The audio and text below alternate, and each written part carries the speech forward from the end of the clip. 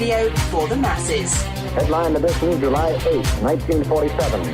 The Army Air Forces has announced that a flying disc has been found and is now in the possession of the Army. If the game is rigged, change the game. Game changer.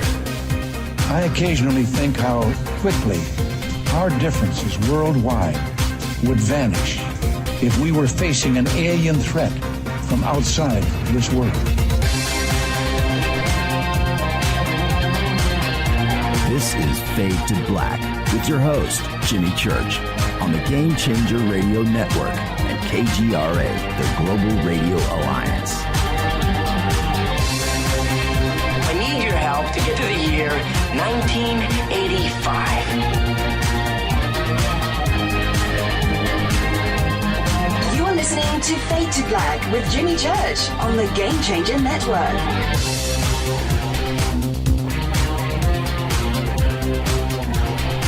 Good evening. Fade to Black. Bespoke radio for the masses. Yeah, man.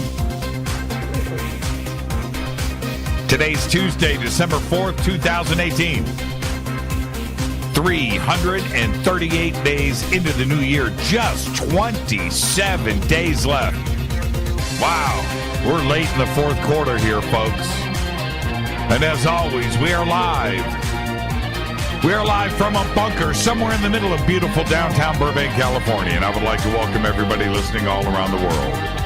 All across the United States. Hither and thither, to and fro, back and forth, up and down, east and west, north and south. Far and near. That's right, this is Fade to Black for KJCR, the Game Changer Network, and KGRA, the planet. I am your host, Jimmy Church. What is cracking? Hey, how you doing? How you doing? I'm doing pretty good.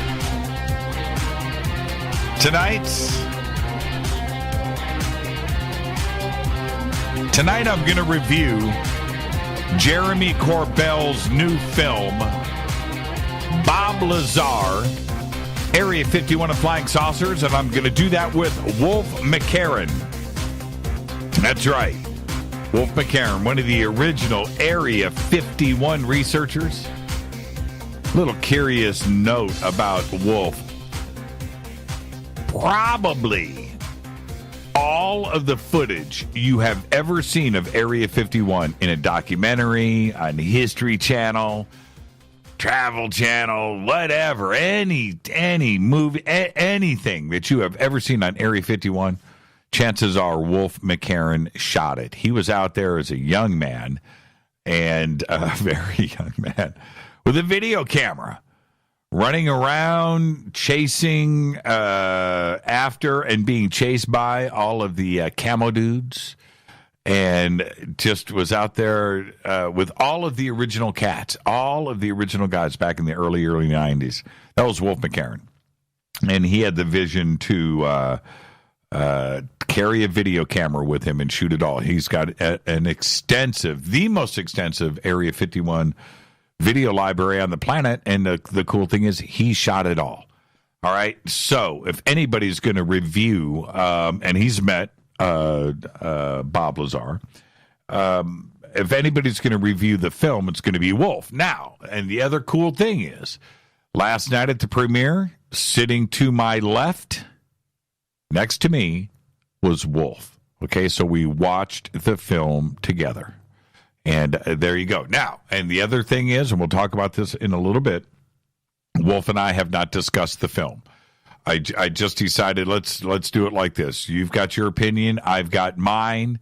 We saw what we saw. Let's talk about it tonight. And Wolf is somebody that I have known personally for just over 30 years. Okay, I've known Wolf. And I trust his opinion, but his knowledge of Area 51. You know, there are things about Wolf that I can't even talk about. Well, I would mention it, but he would be upset. But let's just say he's collected stuff from Area 51 that is owned by the government. But that's it. That's all I'm going to say. That's all I'm going to say. I can't say any more. You want to know more, but I just can't say it. Tomorrow night, we have a very special surprise guest. I'm going to announce that guest tomorrow. And yes, you will be surprised. Thursday night is another Fader night with Teresa Yannaris, Divine Frequency on the airwaves, followed by open lines all night long. Now, on Stellar. Okay. If you want, you can head over to On Stellar right now. I posted it, the links to it a few minutes ago.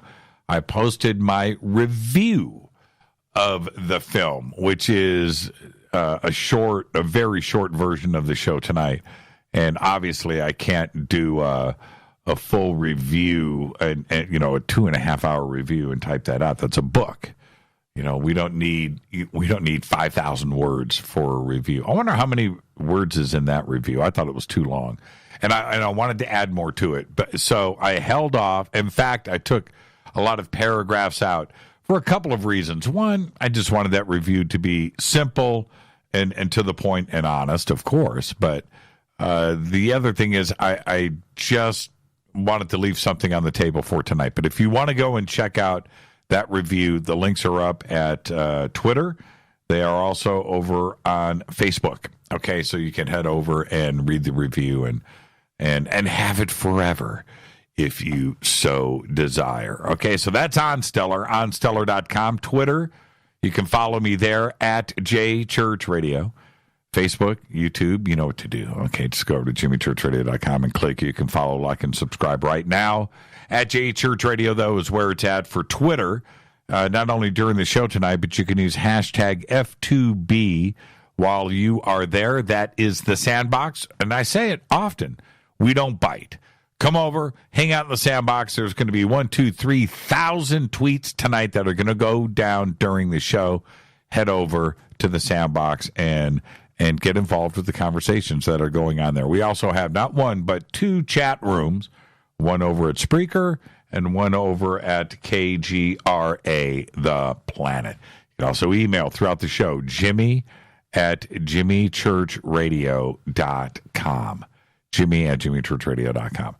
Okay. All right. Lots to talk about tonight. It was a very, very, very big night here in Hollywood, downtown at the Ace Hotel. We spent... We had our own after party upstairs. I don't know on the roof. I don't know if there was any kind of after party with Bob or Knapp or Corbell downstairs. I don't know what was going on there. All the Fadernauts gravitated to the roof where we took that over. It was a lot of fun. If you were there, we'll post some pictures. But if you were there, call in tonight. If you were at the premiere, you don't have to be a Fadernaut. If you're at the premiere, you can also give us a call here. I would love to hear from you guys tonight. And the phone lines that we're going to be using, 323-275-9695 or 818-921-6929. And I'll open up the phone lines here in a little bit. If you were at the premiere last night and you have an opinion about the movie, we'd love to hear from you. Tonight's the night to do that. You can come and join us for the 2019 Conscious Life Expo right here in Los Angeles, California at the LAX Hilton. This year we are celebrating the 50th anniversary of Chariots of the Gods with Eric Von Daniken. I am going to be hosting the panel with Eric and Linda Moulton Howe and Jason Martell, Billy Carson, David Wilcock on Friday night. So you're going to want to attend that. That's a big, big evening for us there. Lots of celebrations that are planned for that for Eric. So you're going to want to hang out for that. Also, you've got George Norrie, Nassim Haramein, Robert Schock, Daniel Brinkley, Grant Cameron, Julia Mossbridge, Teresa Yannaris, and another 50 speakers are all going to be presenting at the 2019 Conscious Life Expo. Go to consciouslifeexpo.com for tickets and a full conference schedule. And you can also just click on the CLE banner over at jimmychurchradio.com. Go and get it now. Get your stuff arranged. It's at the LAX Hilton. So if you're coming in from out of state, up north, whatever, You're just flying into LAX and you're walking to the hotel because it's right there. You could literally, if you got a roll-on carry-on bag, you can walk to the hotel. You can also Uber. You can take a taxi or whatever. But it's literally right there at the entrance of LAX in Los Angeles, California. Okay. Let's see. Where are we at? We announced Hoffman's Optics a couple of weeks ago, our newest sponsors here at Jimmy Church Radio at Fade to Black. They are the makers of our night vision goggles. Okay? The Area 52s. Yeah, they're really cool. The deep blues. So all you have to do is go to hoffmansoptics.com, click on their banner at jimmychurchradio.com, give Alec Hoffman a call. He's there. He's a Fadernaut. He's there for you.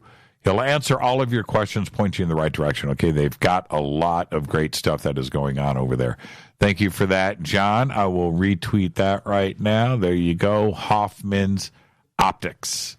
All right. Yeah, Bitcoin. What's up with that? I was reading IB Times, International Business Times, one of my favorite websites, by the way. I don't know who runs it. I don't want to know, but the information is really good. They had an article up, I think it was yesterday, that said Bitcoin is probably going to settle in at around $2,500. That's what it's going to do. I think it's going to go lower, but to have IB Times say that, and here we are, it's been right around $3,700 now for a couple of, well, certainly the last 7 days. It seems longer since the power slide started.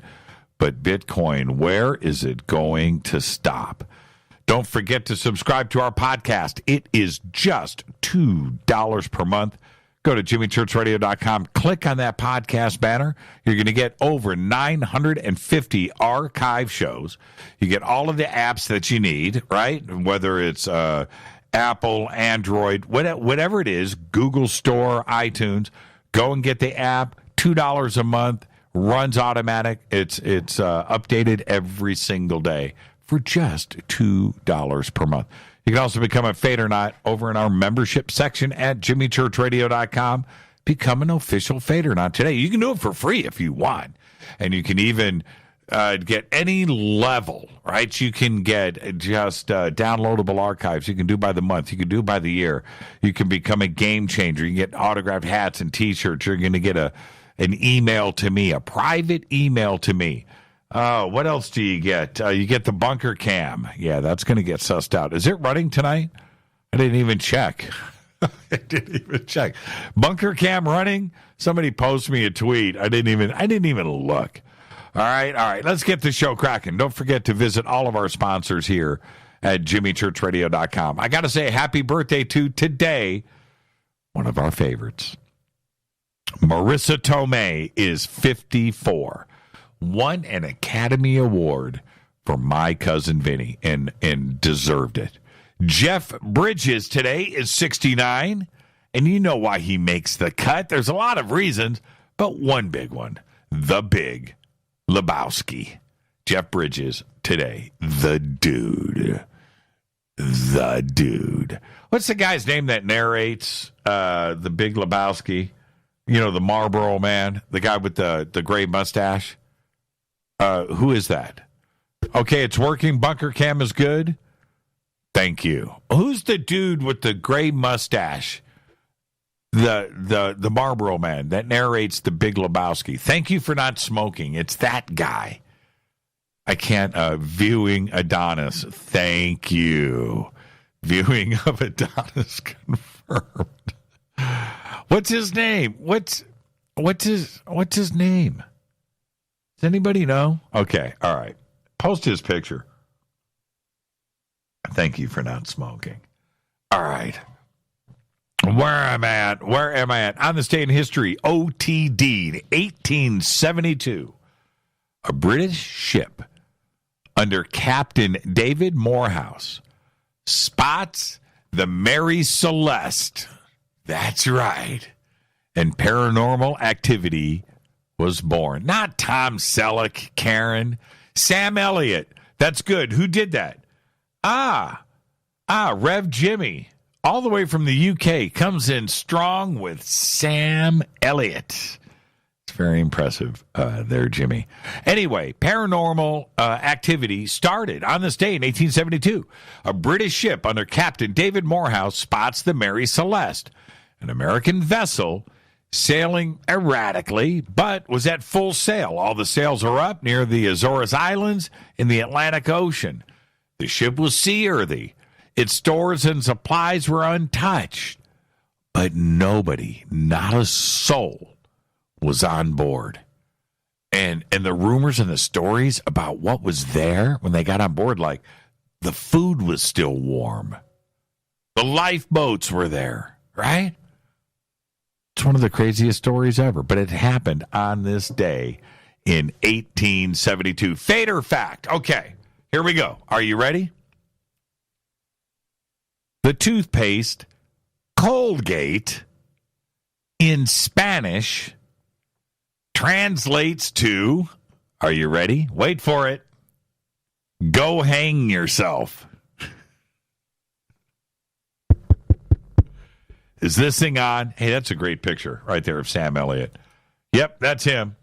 That's Sam with a thin mustache, but that's Sam. Good job, John. All right. Also in Roadhouse, is he really? Sam Elliott was the Marlboro. Yes, Sam Elliott was. He was one of the Marlboro men. That's why he was in that movie. Thank you for not smoking. I'm pretty sure. Am I wrong? Wasn't Sam Elliott a Marlboro man? Somebody please confirm. I really don't want to be the disinfo guy. I really don't. All right. Where am I at? Tonight I'm going to review Jermey Corbell's new film. The film is called Bob Lazar Area 51 and Flying Saucers. I'm going to do that with Wolf McCarron. He's going to be with us here in a few short minutes. And how important... God, I got to hit this coffee. Colgate. Colgate translates into go hang yourself. Are you quoting me or... It's true, right? I think so. What is it? Colgate? I don't know. How important are these films? You know, and we've had a lot of them lately. Serious, right? Unacknowledged, back to back from Stephen Greer. You know, there's Above Majestic. The Hunt for Skinwalker. Now we've got Bob Lazar, Area 51, and Flying Saucers.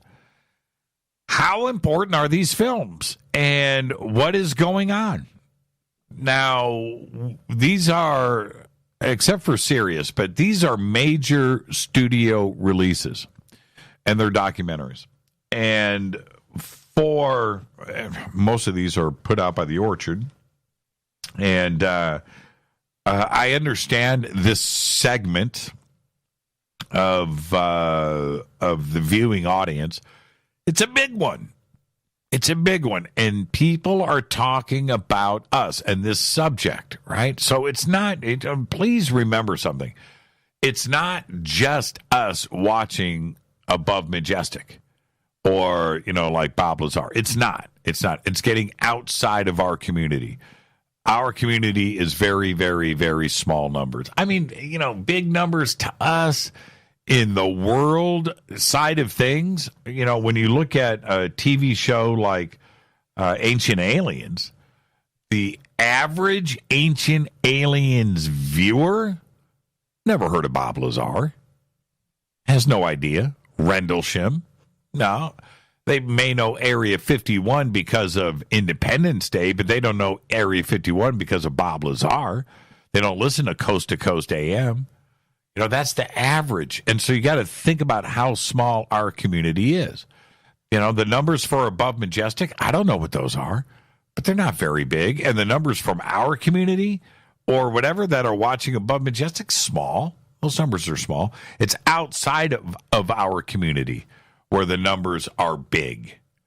That's something to think about, how important are these films? And I look at it this way. when we have the UFO community, and please, everybody, just listen to what I am saying, because there are others that are going to listen to this little monologue later that are not part of this community. Or they may be listening now because they've wandered into the show, but they're not a part of this community. Like I said, they don't know who Bob Lazar is. They don't know who Corey Good is. They don't know who Richard Dolan is. They don't know. They don't know, right? Okay. So the importance of these films is who is viewing it outside of our community. When you look at a film like Sirius, the reason why Sirius was successful, first off, the film was a little bit different. Okay? It covered a lot of ground. It covered consciousness. It covered awakening. It did. It had some UFO stuff in it. It did have the Atacama alien mummy dude in it, right? With Emery.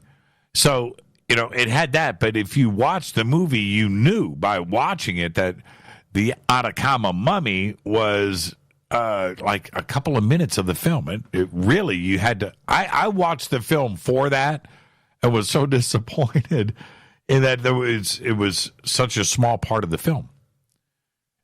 Sirius reached into the consciousness community, the yoga community, the awakening community. And that community doesn't know who Bob Lazar is. That community doesn't know who Corey Good is. That community doesn't know necessarily about things like Roswell or Malmstrom Air Force Base. They don't know. Kenneth Arnold. They don't know about these things. And that's the importance of these films, is the reach out on the outside of it.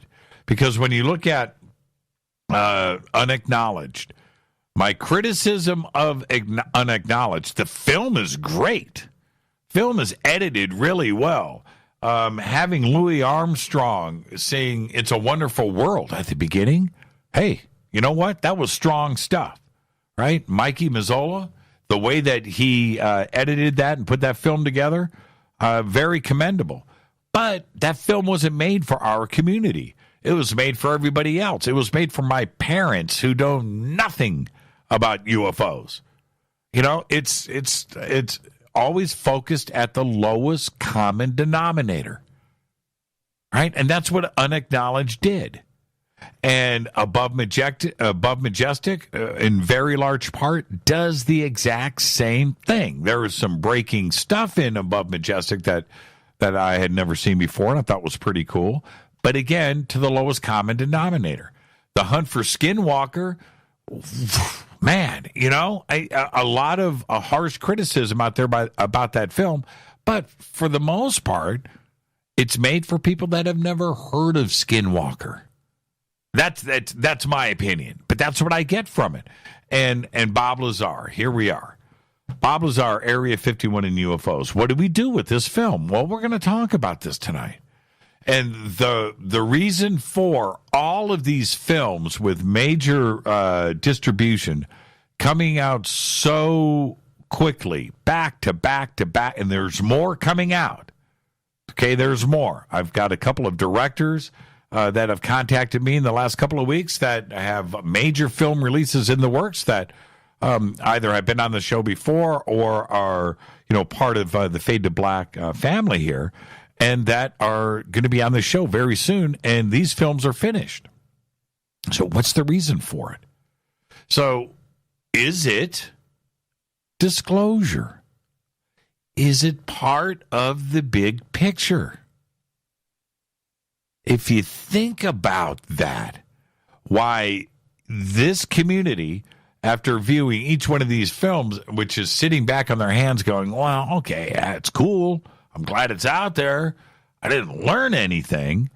Well, it's not about you. It's not about this community. Think about who else is seeing these films that are being exposed to a broad, when you think about the subjects in Sirius or Unacknowledged, secret access programs. You go from that Sirius, which is free energy and consciousness, right?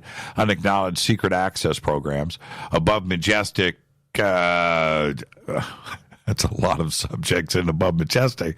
But again, exposing people to this, another part of this, the hunt for Skinwalker, right? Paranormal activity at a ranch in Utah, right? And then we've got Bob Lazar, the whistleblower out of Area 51. So many are now wondering what is really going on. Is that the place that these films have right now? Not for our community. And I am comfortable in saying that. Am I walking away disappointed? Look, the level of a movie that you would have to see sitting next to me, the level of information, the comprehensive nature that would have to be so groundbreaking and mind-blowing for me to go, whoa, I didn't know any of this before. I don't even know what that movie would be. And neither do you, right? So is that possible? Well, I would love for that movie to be made, but I can't have those kinds of expectations. It's a very important point for all of us to realize. So I came away from Lazar impressed in the cinematography, yes. Technical issues, we'll be talking about all of that tonight, the subject of the film, what was covered in the film, should you watch it, okay? We're going to cover all of that tonight. But bear in mind, I just honestly feel the film wasn't made for me. And it wasn't made for you. This is made for everybody else, the Bob Lazar fans and the rest of the world. So this is Fade to Black. I'm your host, Jimmy Church. Tomorrow night, we got a special surprise guest. I'm going to make that announcement tomorrow.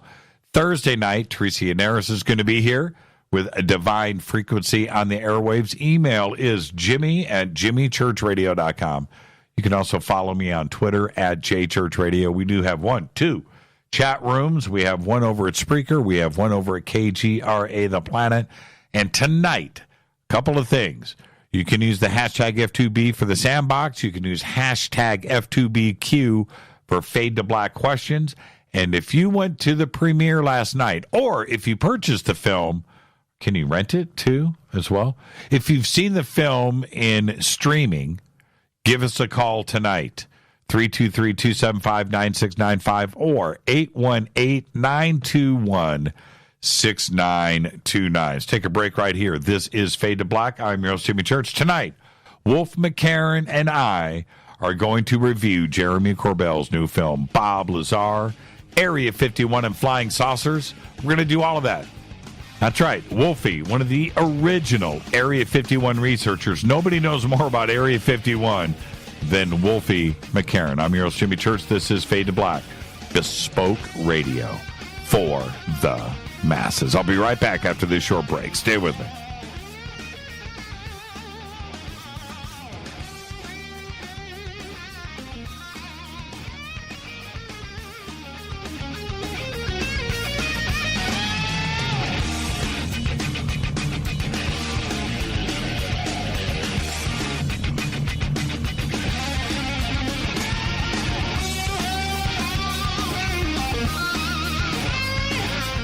This is Nicole Church, daughter of you-know-who, and you're listening to Fade to Black on JimmyChurchRadio.com and the Game Changer Network. You're listening to Jimmy Church, Fade to Black. Fade to Black will now pause for alien identification. The station that talks the net. KGRA Radio. When you take the beans from Central America with dashes of Indonesian and African mixed in and then roast it to the dark side of Fade to Black, you create the ultimate brew of fringe. Introducing the Fade to Black blend from Rivermoon Coffee. Yes, Rivermoon's darkest customized roast was created for the love of Fade to Black. The alchemy of masterful roasting and smoking the beans is in every sip of this full-bodied, dark Java. I need my coffee dark, deep, with distinct bittersweet chocolate highlights, just like the bunker. Leaning further into the darkness of the roast is Fade to Black Blend from River Moon Coffee. Just click on the banner at jimmychurchradio.com and use the promo code F2BBLEND for 15% off of your order today. Go Beckley Teppy. This is Jimmy Church of Fade to Black, and you can get our podcast for just $2 per month. All you have to do is click on the podcast banner over at jimmychurchradio.com.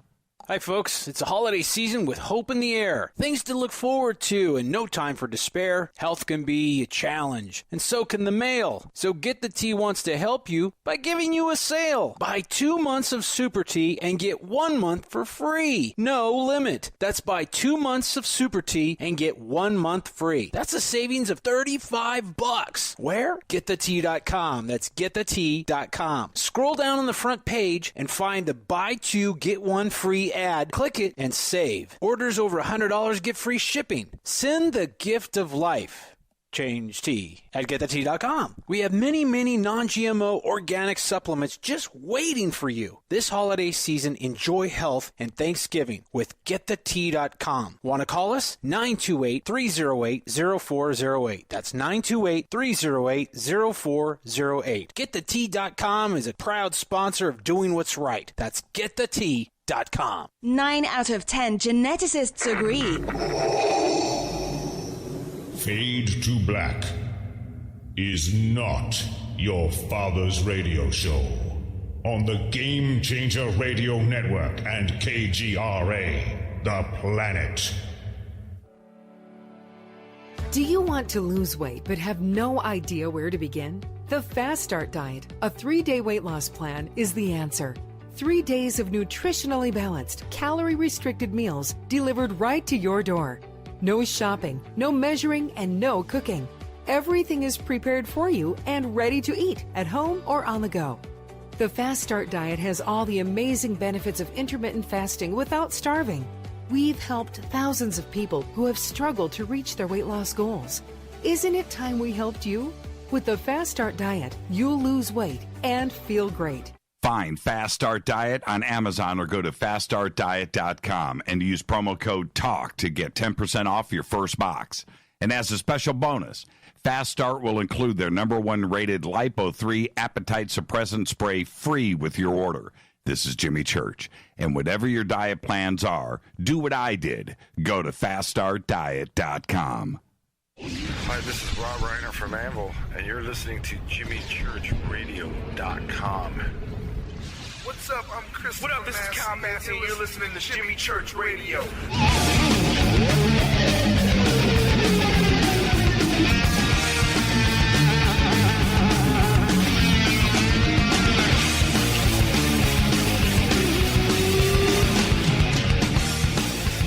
All right, welcome back. Fade to Black. I'm your host, Jimmy Church. Tonight, I will be doing a review of Jermey Corbell's new film, Bob Lazar Area 51 and Flying Saucers, with Wolf McCarron. Wolf is with us now. A couple of things. Wolf is one of the original researchers down at Area 51, over at Area 51. And he videotaped just about every time he was out there. That's one aspect of Wolf's career. Wolf also was one of the technical directors of MUFON Los Angeles for a number of years, probably.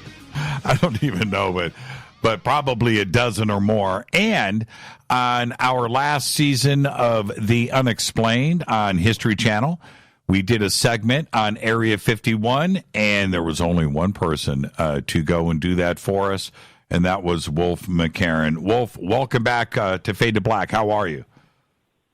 Good, great, buddy. Good to be back, and great to see you last night. Yeah, it was a lot of fun. It was a lot of fun. And let's kind of start here, Wolf. I almost want to do some of your background with everybody.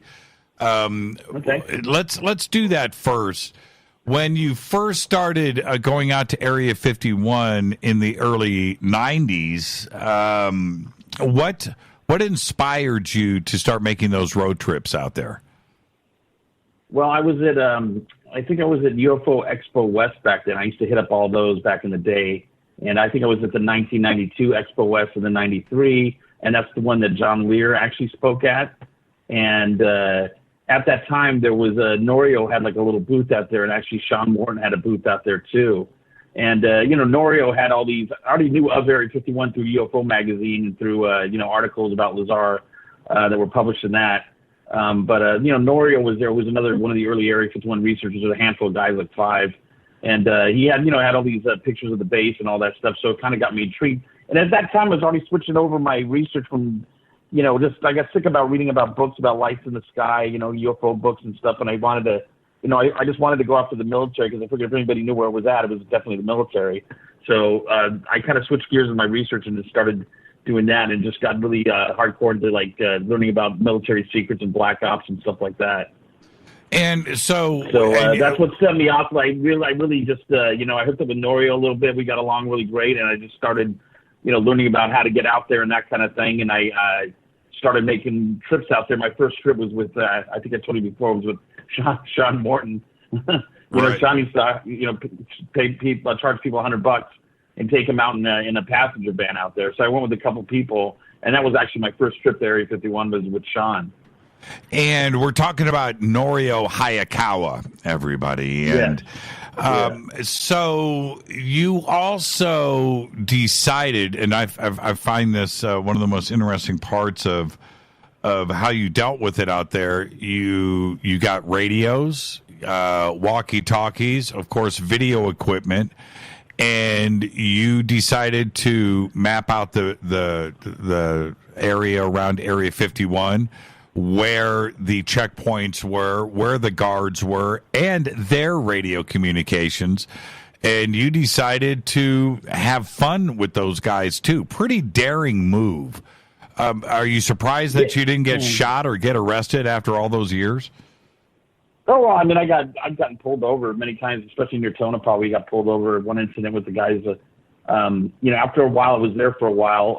I acquired a team. I started assembling a team of guys that had expertise in certain areas, and I had one of the guys on my team. The main guy was he grew up outside of Edwards Air Force Base, and he was, he's basically had scanners and spying on Edwards for basically his whole life, and he was a radio expert at listening to frequencies and stuff. So he was like my main guy. So we assembled a team of guys. I had a pilot from Sky West that used to fly right near Area 51 and used to monitor Area 51 from his plane while he was flying a crew of people, into Vegas. And we started assembling a list of all the frequencies out there, tower, ground frequencies. Back in the day, if you have to understand, it wasn't digital, it was all analog. So we were able to tap into the towers. I could actually hear guys on the ground crews even. I was recording transmissions from the base for years while they were doing secret missions. I still have them, and it's a lot of data to go through. You have to go through it, but we were not only listening to what was going on out there, we were actually recording it too. So did you get a chance to hang out or meet Bob Lazar? Well, I met him actually at the Little Alien Conference, which was in 1993.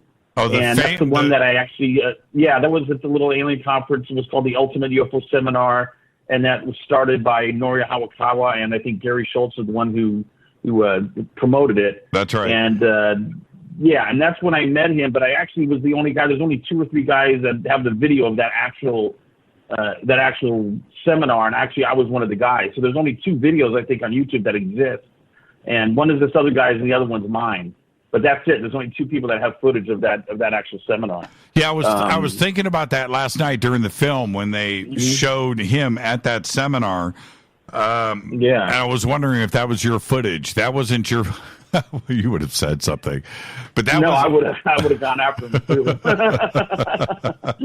That is too funny. That's not my footage, but yeah, my footage is I've taken it. I had some issues with YouTube where I had to take down because monetization issues, so I had to restart it again. But I should be uploading, just so your listeners know. I'll probably be uploading it within the next day or two. The whole thing, it'll be free up there on my my YouTube account. It's called Area 51 TV. It's one word.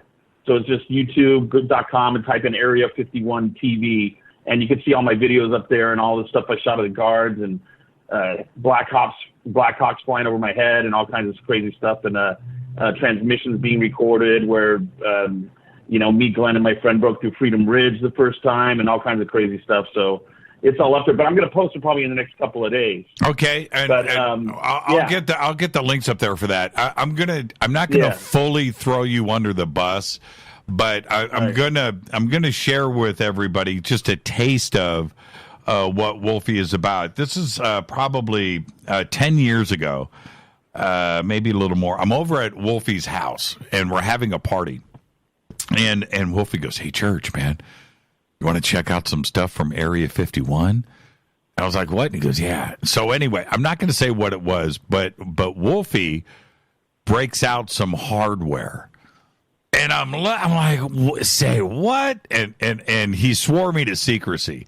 But knowing that you were on the grounds, hold on, that was a sneeze. That was the sneeze button. Everybody just saw that on the camera. That was a real sneeze. Was the stuff that I saw. All I could think about at that time, Wolfie, was there's only one way to get that stuff. Right? There's only one way. You're not going to get it in the mail, right? You don't order it online. And my impression of you at that time is it takes some pretty big brass cojones to go out there and do that kind of stuff. And I've always wanted to do it, but Rita has held me back. She doesn't want me to get in trouble. But you did do that. And so when the audience is listening to you tonight, I need to have them frame that in their mind, if you don't mind, Wolfie, in that you were there, you were out there with Norio and the crew and getting chased around by the guards and doing the best that you could to find out what was going on. And there you go. So that being said, there are very few people on this planet that know Area 51 as well as you do.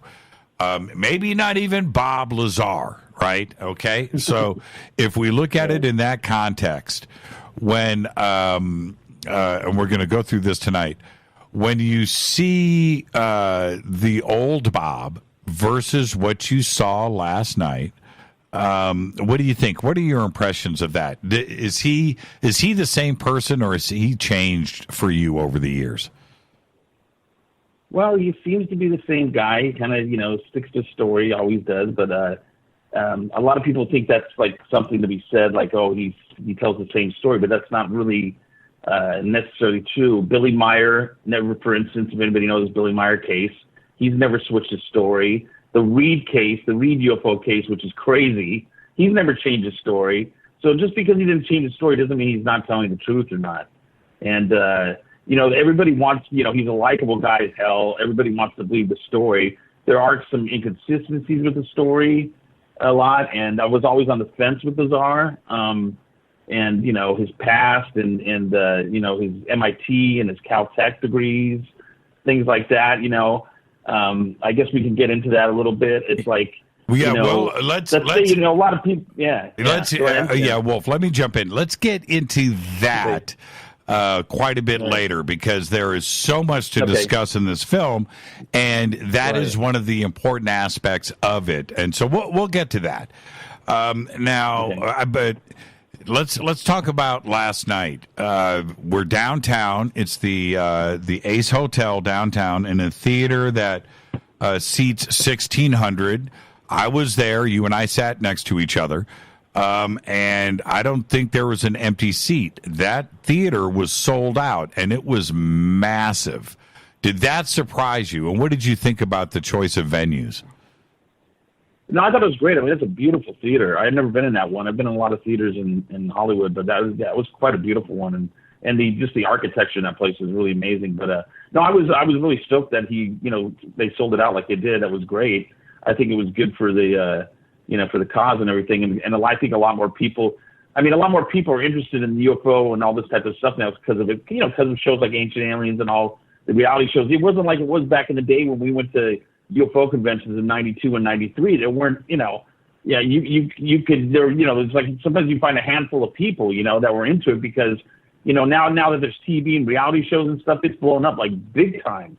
I always tell people, that I meet, I go, look, dude, I was doing YouTube before there was YouTube. Okay. So, but yeah, it's just blown up big time, And the age group of everybody last night, I found that to be pretty impressive too, in that I think everybody was represented. From your 20s, all the way up to people my age. But that was pretty impressive to see such a diversified crowd. Yeah, I thought it was really good. They definitely promoted it right, so. It was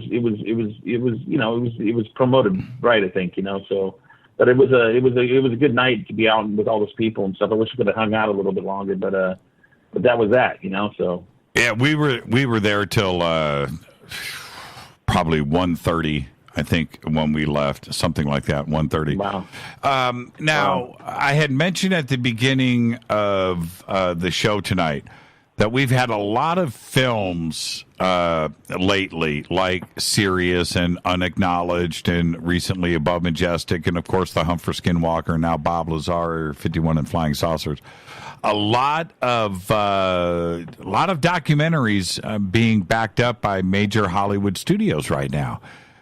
What do you think is going on? Is this part of what is happening with disclosure? Why the sudden interest from the movie studios in this subject?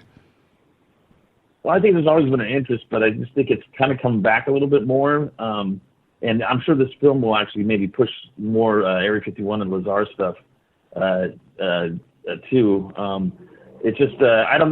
There's to me, my take on disclosure. I don't buy into any of it. Everybody talks about disclosure and it's going to happen, and they talk about even the new UFO footage that people always say was released by the Pentagon. It was not. It was released. It wasn't the Pentagon going to come out and say, hey, this UFO footage is, we believe in UFOs and they're real and here. It was released by that organization through the senator. So it wasn't released really by the Pentagon. So it's not really disclosure, and there's some problems I have with the what's his name from Blink and some of that stuff going on. But I don't think it's disclosure. I just think there's a huge interest in, and there's always going to be an interest in this field. And I just think it's, I think it's good. The more the better. But I just think with all the Ancient Aliens, all these shows, it's just gotten more. It's just gotten bigger. Since all this stuff. The internet and all that. Because we were doing stuff pre-internet. When there was, you remember being on Paranet and all that stuff, right? Yep. Love Paranet. Yeah, Missed that. I was scared. You were reading the John Lear documents and all that stuff. I was scared of Paranet. I was on it all the time. I know. So was I. I couldn't wait to get home from work, man. You know what I mean? I just couldn't wait to sign on and see what was happening there. The internet was such, and this is the truth. The internet was such a scary place back then. It was so misunderstood. I didn't understand it. You didn't. It was a trippy thing. I did. If I was a computer guy, I kind of pretty much did it.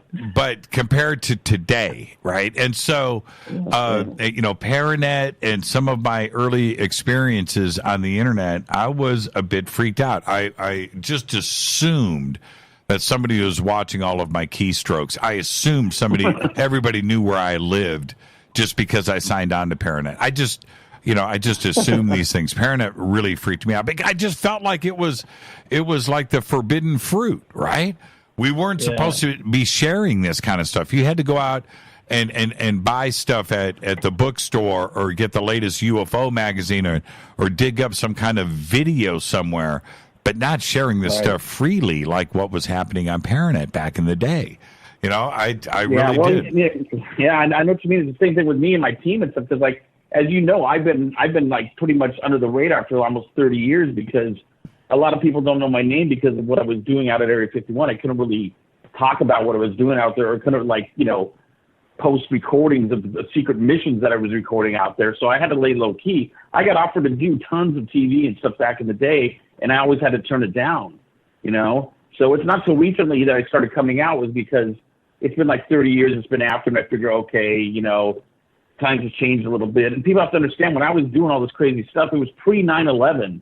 So the security wasn't as was still gnarly, but it wasn't as gnarly as it is now. After 9/11, it changed everything out there with the sites and all the other bases, and security got tightened a lot more. I couldn't get away with half the crap that I did back then that I do now. That I did back then that they do out there now. So it was a great time. Yeah, plus they didn't do the land grab yet, so you could still get reasonably close. Yeah, you could get reasonably close. You had to do some hiking, you had to do some driving, but if you knew where to go like you did, you were able to take your cameras and all of your friends right up on we were on Whitesides, Whitesides Mountain back in 95 and 94 and 93 I was climbing Whitesides, and that was the first mountain they took. They took 4,000 acres in 95, and they basically kicked, me and a couple other guys off the damn mountain because we were thorn in their side. They couldn't even test fly anything because they knew we were up on the mountain, Right. So we'd have our scanners up there, and they'd be calling the sheriffs, the guards and stuff, and I'd be having my scanner listening. We were tapped into the sheriff frequency, so we'd hear them call the sheriff, and we'd be out of there before the sheriff came to get us. So I'd be out of there. I'd be down the mountain and had all my cameras and all my gear and gone, by the time he got there. And then they also took Freedom Ridge, which was in 95 too. They took another 4,000 acres. So they took 8,000 acres total, off the two closest peaks, which were like a 12-mile throw from Area 51. Yeah, and with the right scoping binoculars or telescopes, you had a straight shot right down into the top of Area 51.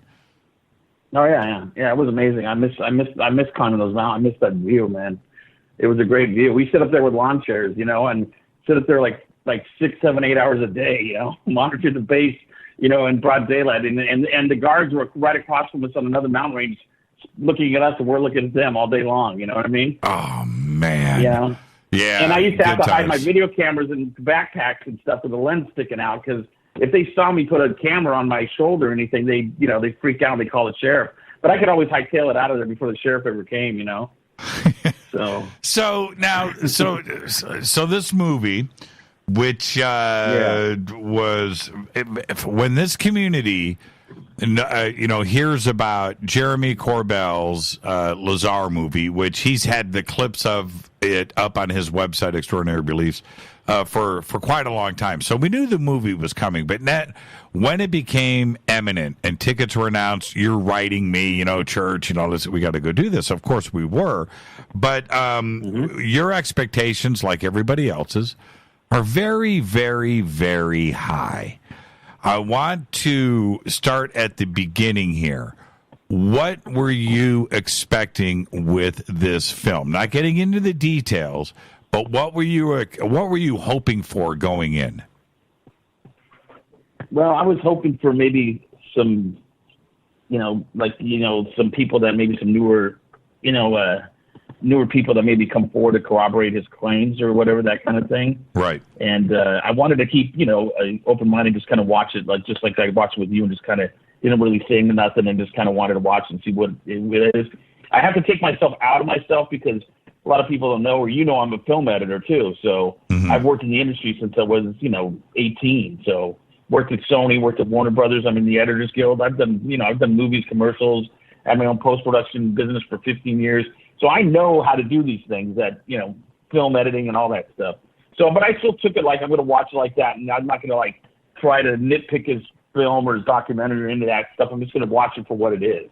And that's what I did, But I also looked at it from the Lazar side of the stories and that, and trying to see if there's, like I said, I'm still on the fence with him, and I guess we can get more into that, Well, so you just went in with an open mind, and you didn't plan on getting upset or bounding with joy, right? Yeah, I just wanted to stay kind of neutral to it, and then kind of put my thoughts together all day today before we did the show, and I just wanted to kind of assemble some notes and stuff. So I have some notes about some things that I think of what my take of what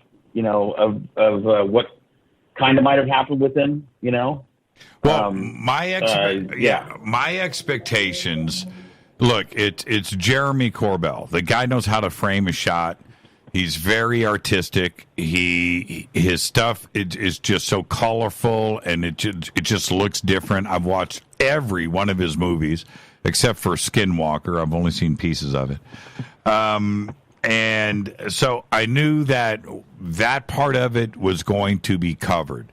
The question that I had is, you have Bob Lazar at your disposal, right? You got a clean slate with Bob. Do you take advantage of that? Do we take things to the next level?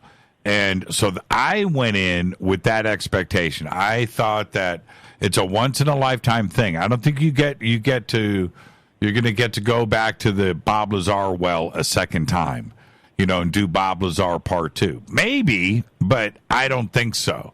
And so do you let it all hang out, and is it all going to be in this film? And it's Jeremy, Weaponize Your Curiosity. Okay, hey, I went in thinking this could be the one. This could actually be the one. And that's my fault. All right, that's my fault. You shouldn't go in looking like that, because I have always believed Bob Lazar's story in its general sense. How he got there, the MIT, Caltech stuff, always a big question mark. I live in the Valley, Pierce College, along with you. Yeah. We know all of the names and the things, and Caltech is right down the street as well. This is our neighborhood. And so those question marks were always there. But I just wanted to give Bob the fair shake that I felt that he deserved. I watched everything that he had done over the years, and I thought that he presented a pretty convincing argument on the propulsion system, on what he saw, how he got there, how he got in, how long he was there. He had a W-2, he had a badge, whether he was there for a day, a weekday. Well, the badge was a badge that he made. That's not the original badge. That's what he made that himself, a cut and paste job of what the badge. He wanted to show people what he remembered it looked like. So the badge is not original. Now the W-2, my take on it, since he was cutting and pasting the badge, I think he might have even mocked up that W-2. Okay, supposedly the Social Security number of that W-2 belongs to a woman from New York. Yeah, I've heard the same thing. Okay. I've heard the same thing. I think that the W-2 is doctored too. Okay, well, we'll talk about that in a little bit. I need to take a break right here.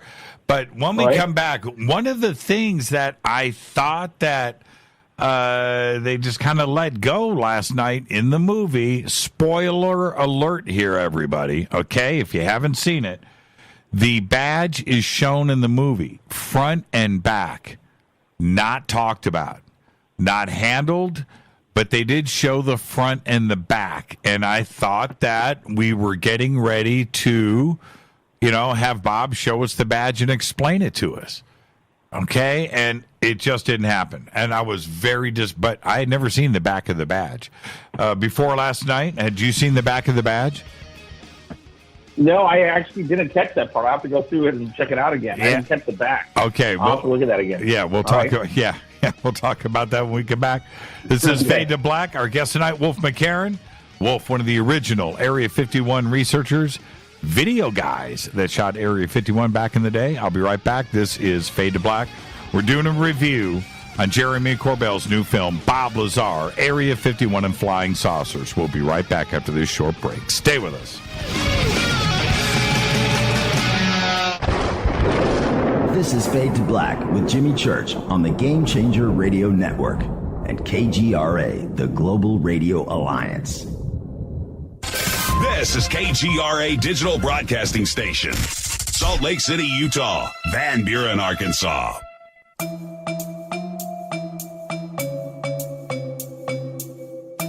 Come join us for the 2019 Conscious Life Expo in Los Angeles at the LAX Hilton.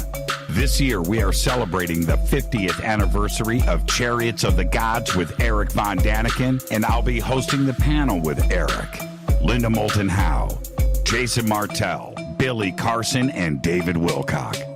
Join George Norrie, Nassim Haramein, Robert Schock, Daniel Brinkley, Grant Cameron, Julia Mossbridge, Teresa Yannaris, and another 50 speakers who will be presenting at the 2019 Conscious Life Expo. Just go to ConsciousLifeExpo.com for tickets and a full conference schedule, or click on the CLE banner at JimmyChurchRadio.com. Go back, Lee Tappy. Folks, this is very important information. What's to be said about CBD?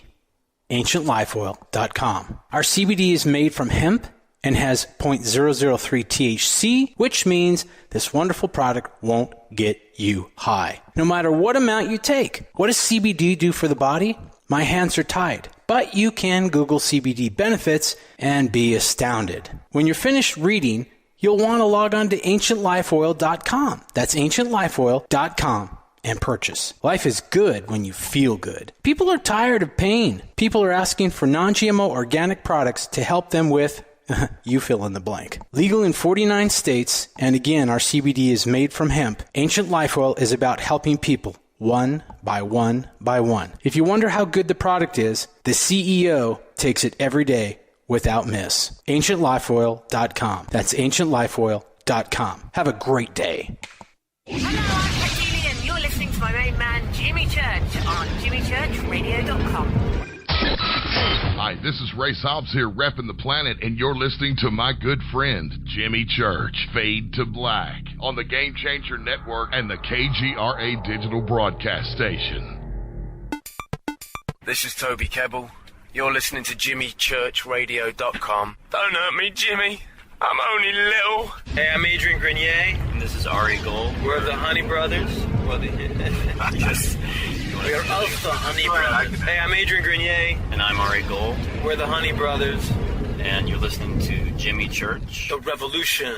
Reclaim your active lifestyle with Angioprim. Angioprim is the original liquid oral chelation supplement. Chelation helps remove toxins, heavy metals, and cholesterol in your veins and arteries that can cause blockages. Scientific research proves the active ingredient in Angioprim has superior oral chelation action that helps promote cardiovascular health. Find out more. Go to angioprim.com. Talk to a trained consultant by calling Angioprim toll-free 877-882-7221. This is Jimmy Church of Fade to Black, and you can become an official Fadernaut by just going to our membership section at JimmyChurchRadio.com. Hey, it's Grace. Can we talk about something serious for a minute? Your age. Getting old has its perks. But remember, being a few years younger, you know, your hair was thicker, you didn't have so many wrinkles, that extra weight wasn't haunting you, and you just felt better. Well, we can't turn back the clocks and go back 10 or 15 years, but you can start feeling and looking 10 or 15 years younger with Nature's Youth RSF. It's a doctor-formulated daily supplement that helps your body maintain its peak performance and fight the aging process. Imagine sleeping better, looking better, and feeling better. See how Nature's Youth RSF has helped thousands of people just like you at nature'syouth.com. nature'syouth.com. Imagine how it will feel when your family and friends are asking you what you did to look so good. Your secret will be Nature's Youth RSF. It's time to start looking better and feeling better. Learn more and order your Nature's Youth RSF at nature'syouth.com. That's nature'syouth.com. That's nature'syouth.com. Hello, this is Serena Wright Taylor from Conscious Life Expo, and you're listening to Fade to Black with Jimmy Church, who holds the Lucky Pony record for the best astrological chart since 1963. True story. This is Micah Hanks of the Gralien Report, and you're listening to Jimmy Church on Fade to Black, across the globe on the Game Changer Radio Network and the one and only KGRA Radio, The Planet.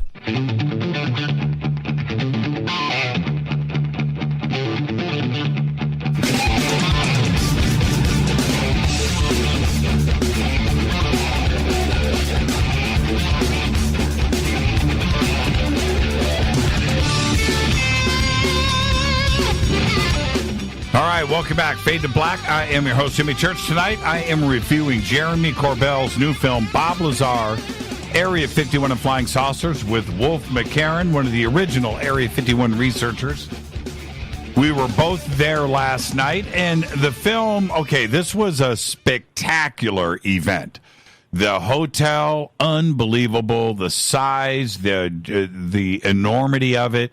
It was great to witness and to see everybody, thousands, come together. Well, 1,600 in the audience, and the place was packed. But Jan Harzan from MUFON was there. Carrie Cassidy was there. Of course, Wolf McCarron was there. Alex Mistretta was there. Yvonne Smith. Yvonne Smith. Yvonne Smith was there. And, of course, Steve Murillo was there. And last night as we were leaving, I met Tyler Glockner from Secure Team 10. And that was really cool. Him and I had a chance to actually chat for a minute. That was really cool. Sony, of course, in the Orchard was there in force, but it was definitely a star-studded event. Everybody from ufology, certainly here in Los Angeles, was there. And we met upstairs when we took over the roof. A lot of people from out of state that were coming up and saying hello. I met some people from Cincinnati, from Minnesota, South Dakota, Washington, Florida, that all came in from out of state, and that was very, very, very impressive. Everybody had their posters, and it was just a huge premiere. That part of it was knocked out of the park. There was just no question about it. Now, I started to mention, Wolf, that, and I really want to get a little bit serious here for a second, and that is, I feel that the movie was not a documentary, that it was a tribute, and that there is a difference here, that, when you use the word documentary, people make assumptions at that point. Documentary means documents. Okay, that's what documentary means. And so however you want to approach it, that's where the name came from.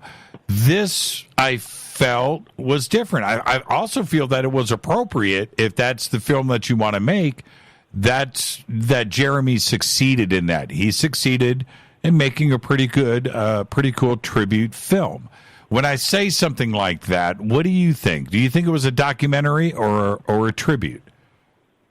It was more like what you said, like more of a tribute. I mean, you can tell that Jeremy's a fanboy too of Lazar. I mean, there's no question he's a fanboy. So he was kind of buying into the Lazar thing, before I think he even made the thing. So I did find it interesting that he kind of, like he said, the first 45 minutes, nothing seemed to really happen much in the movie. I think the editing could have been a little quicker, but there's some things where he kind of puts himself in the movie a little too much, that I thought. And I thought there was a lot of the old nap footage that was being used was a little too much too. And I get that you got to tell people that don't know who Lazar is, his kind of background and all that. But I just thought some stuff was a little long and a little played out a little bit too much. That was one of the points. Oh, and a quick disclaimer for everybody. Wolf and I, after the movie ended, we did not discuss the film. We have not discussed the film until this very moment on the show, okay? Yes. And that's a very serious point here. I'm getting Wolf's opinions on the film and how we felt about it right now in real time, along with everybody else. I will agree with you, Wolf, that I found myself after the initial setup of the film, okay, and you expect certain things, which is fine, that I was checking my watch, and it was a full 45 minutes before it took off and running. And I thought that was a bit much for me. It was a little bit too much setup. That's my take on it. You're a film editor. Why would you wait 45 minutes to get to something in the film? Well, I wouldn't, but it's just the way that, I guess, his style, the way that he thought, he should do it. I would have done it quite differently. The stuff with the narrator, which was Mickey Rourke, That stuff seemed to be I think he kind of pretty much made the documentary straight out, and then he met Mickey Rourke and then had him kind of dub in his little lines and just kind of pop those in throughout the rest of the movie, just to, he needed a name for the documentary, and that's all good and fine, because you need a name of a person to stick into the movie to get some type of interest. So that stuff's okay. I'm cool with that. But Mickey Rourke, when you hear him speak, he sounds like Marble Mouth. He's very hard to understand. I thought there should have been the subtitles, because it was really difficult just to hear Mickey Rourke in the narration of the movie. It's interesting you say that, because I had the same opinion. And when Mickey was speaking last night, once everybody kind of saw what was going on there was a lot of giggling that was going on when he started to do his narration, because nobody could understand what he was saying.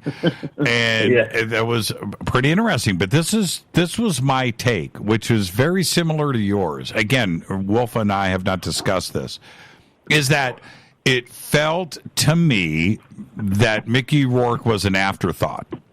And I don't mean that in a negative way, but you could tell that the movie was finished, it was done.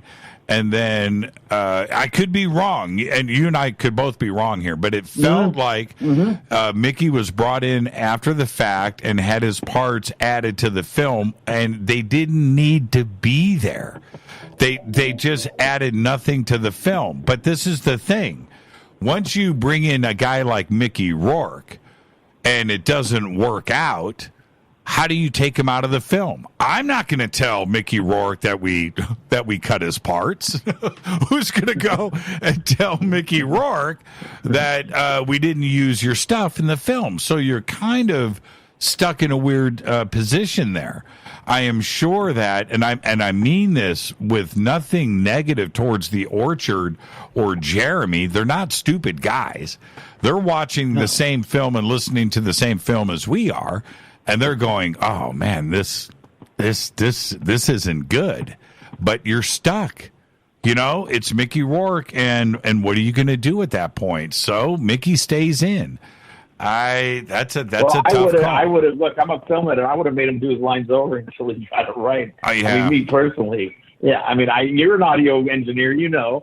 I would have made him do it over as many times as he could until he got it right. I don't have any issues with telling any singer that he didn't sing his parts right, that he's got to do them again. Right. And it's gotten ugly with me in the studio, but sometimes, and you know what? Most people want to take direction. They need that, and I felt like Mickey needed some direction, but it just didn't happen. Yeah.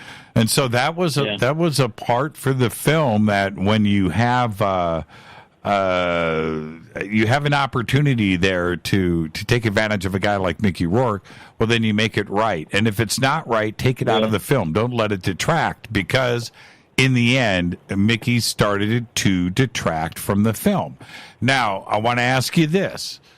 Did you think the film was ready, right? Or do you think it could have stayed in post for another 2-3 weeks to tighten all of this stuff up? I don't know. I think he had it ready, and then I think he might have added the Mickey after the fact.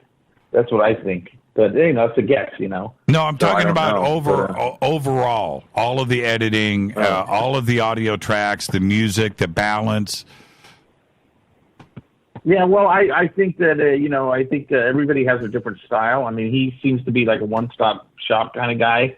Like he does, he's doing everything himself, and sometimes that's not good. Like, for instance, I'm colorblind. I can't colorize a movie. I just can't do it.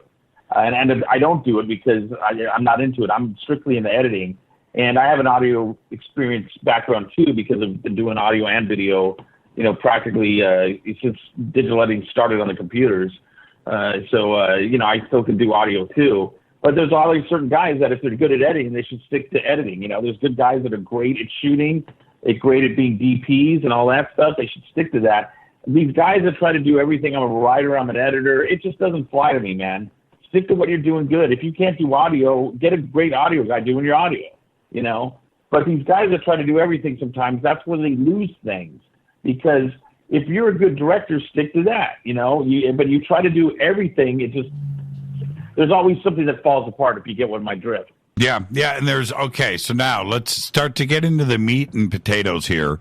And again, if you haven't seen the film, I'm just going to say this right now, spoiler alert, if you don't dig it, just cover your ears. In the very beginning of the film, and I thought it was an interesting concept, was Jeremy chose to have this clip with his cell phone, and his cell phone rings, and he starts to have a conversation with George Knapp on his speakerphone. And he's holding the phone up, everybody, I'm doing this for the camera, like this, and he's listening to Knapp, all right, on camera. And what this does, and I understand the artistic side of it, it starts the tone of the movie. It's Knapp talking about Bob Lazar, and Jeremy is sitting and listening. And okay, interesting concept. I see where they're going with this, but that wasn't the case. It wasn't just one scene. It was continuous throughout the movie. Probably 1/3 of the movie is Jeremy holding up his phone and listening to it. What did you think about that approach? I think it's okay, but I just thought it could have been shorter. It could have been tightened up, but I thought it was okay, to do it. I just think some of the scenes were a little too long. That's my take. That's about it. I just say they could have been tightened up better. You know what I mean? Yeah, I think it was just, Yeah, my take on that was this. What should have been done, because once you set up that it's Knapp on the phone, then take Knapp's audio, use that as a voiceover, right? VO, that's your narrator, and then continue on with the movie, but you don't have to see Corbell staring at his phone. We don't get to see Knapp talking, right? We only hear Knapp's voice, this disembodied voice of George Knapp, which is fine, but replace the visuals of Jeremy with Bob Lazar. And it could be anything. It could be pictures. It could be video. It could be graphics. It could be Area 51. It could be the sport model. It could be anything, diagrams. It could be John Lear, whatever, but replace that so we're not looking necessarily at Jeremy staring at his phone for 30 minutes. Right. I got you. Yeah. I think that could have been done better. There were some interesting things in the movie where he, what I thought was interesting, if we could talk about, where he was his remember when he was his Dennis character, when Nat was, interviewing Lazar back in the day when he was in blackface and not blackface, but blacked out on the screen, and he was known as Dennis. When he did say that thing where he said, he mentioned about him, well, I might get, thrown in jail for espionage. That kind of clicked to me with the article that I read, which you read too, that I sent you, of the Lazar story from the perspective of 2018, which is the new article by Tom Mahood, which a lot of people don't know who he is, but he's a guy. He goes back to Glenn Campbell and was one of the early Area 51 researchers, kind of like, I call him like the third generation guy after me, but he's a physicist now, full more physicist, but he was a guy that was involved with a lot of the stuff with Glenn Campbell and Area 51 research back in the day, that wrote an article about what his take was on Lazar's background and all this kind of stuff. So I thought that was interesting, but I kind of read into that Mahood article, and I kind of side with a little bit of what Tom Mahood was saying about in that article. So I don't know if you want to get into that now. Well, what was it? What part of it? Well, in the early days when, he took John Lear out to go see the UFO, right, on the Wednesday, when they went to videotape the UFO. I remember reading back in the day that when Lazar first met John Lear, they were friends, but he kind of goofed at Lear about, Lear was into this UFO stuff, and Lazar was kind of like, used to goof at him on it. Oh, yeah, this is kind of, UFO stuff. You believe in that, crap, right? Now, at that time, he didn't really tell John that he was working at Los Alamos, right? So he knew about these tests going on, but Mahood says that it wasn't a UFO. He's saying that Bob Lazar knew that they were doing a particle accelerator test at Area 51 with particle beam weapons, okay? And that they were generating plasma, whatever. And those weapons are used also for radar spoofing for planes and whatnot. You know, where the real Site 4 in Tonopah, where they have radar and they jam test, you know, they have Russian radar there, you know, other systems throughout the China. And when they test secret planes, they hit them with all the stealth and stuff and see if they can evade radar from Russia, from China, and Iraq and whatever, right? Mm-hmm. So at that time, he's saying that Lazar knew that these were particle beam weapons. So he kind of brought him out there, hey, I'll show you some UFOs, and he shoots, you know, this particle beam weapon test. And then, you know, Lazar had to scurry off when the sheriff came because he didn't want to get busted, right? Because he knew he worked at the site. Well, the guards got his, or the sheriff got his ID. So they knew, you know, that's how it got back to Lazar. They knew, hey, this guy works here. So what Mahood is saying is that Lazar, they had to tell Lazar, you know, you either say that this is, we want to cover up this particle beam, we don't want this out to the public, that you just tell people that this is a UFO, you know, that they were seeing a UFO, this is a UFO event. And it's kind of like if anybody knows about the Paul Benowitz case, you know, where he was seeing these secret things happening, you know, at the airbase, and they started, you know, telling him that he was seeing UFOs. It's kind of like almost the reverse of that. You know what I'm talking about, right, Jimmy? I do. Well, yeah. See, and that's and specifically in the movie, Jermey decided to, whether it's artistic license or not, decided to not have anything combative or anything that was on one side of the argument. All of that was avoided in the movie, where I thought that it was going to be the exact opposite of that. And so you're bringing up, you know, something like the particle beams, and that Lazar possibly knew that it was particle beams and not UFOs, but he thought he was going to impress his friends and show them particle beams and tell them it's UFOs, and it apparently worked if that was the case. Well, but yeah, and then they got his ID and they said, look, you're going to go to prison, or you say this cover story, or you're going to go to prison. But my point, he did mention that when he was Dennis. Yeah, go ahead. Yeah, but my point with that is, the movie is void of anything confrontational, right? Yeah. So just like this example that you're talking about. And so what do you think about that kind of approach? Are people out there going to be happy with that? You know, or are they expecting something a little more offensive? Because it is, like I said, it is void of anything confrontational at all throughout the whole movie.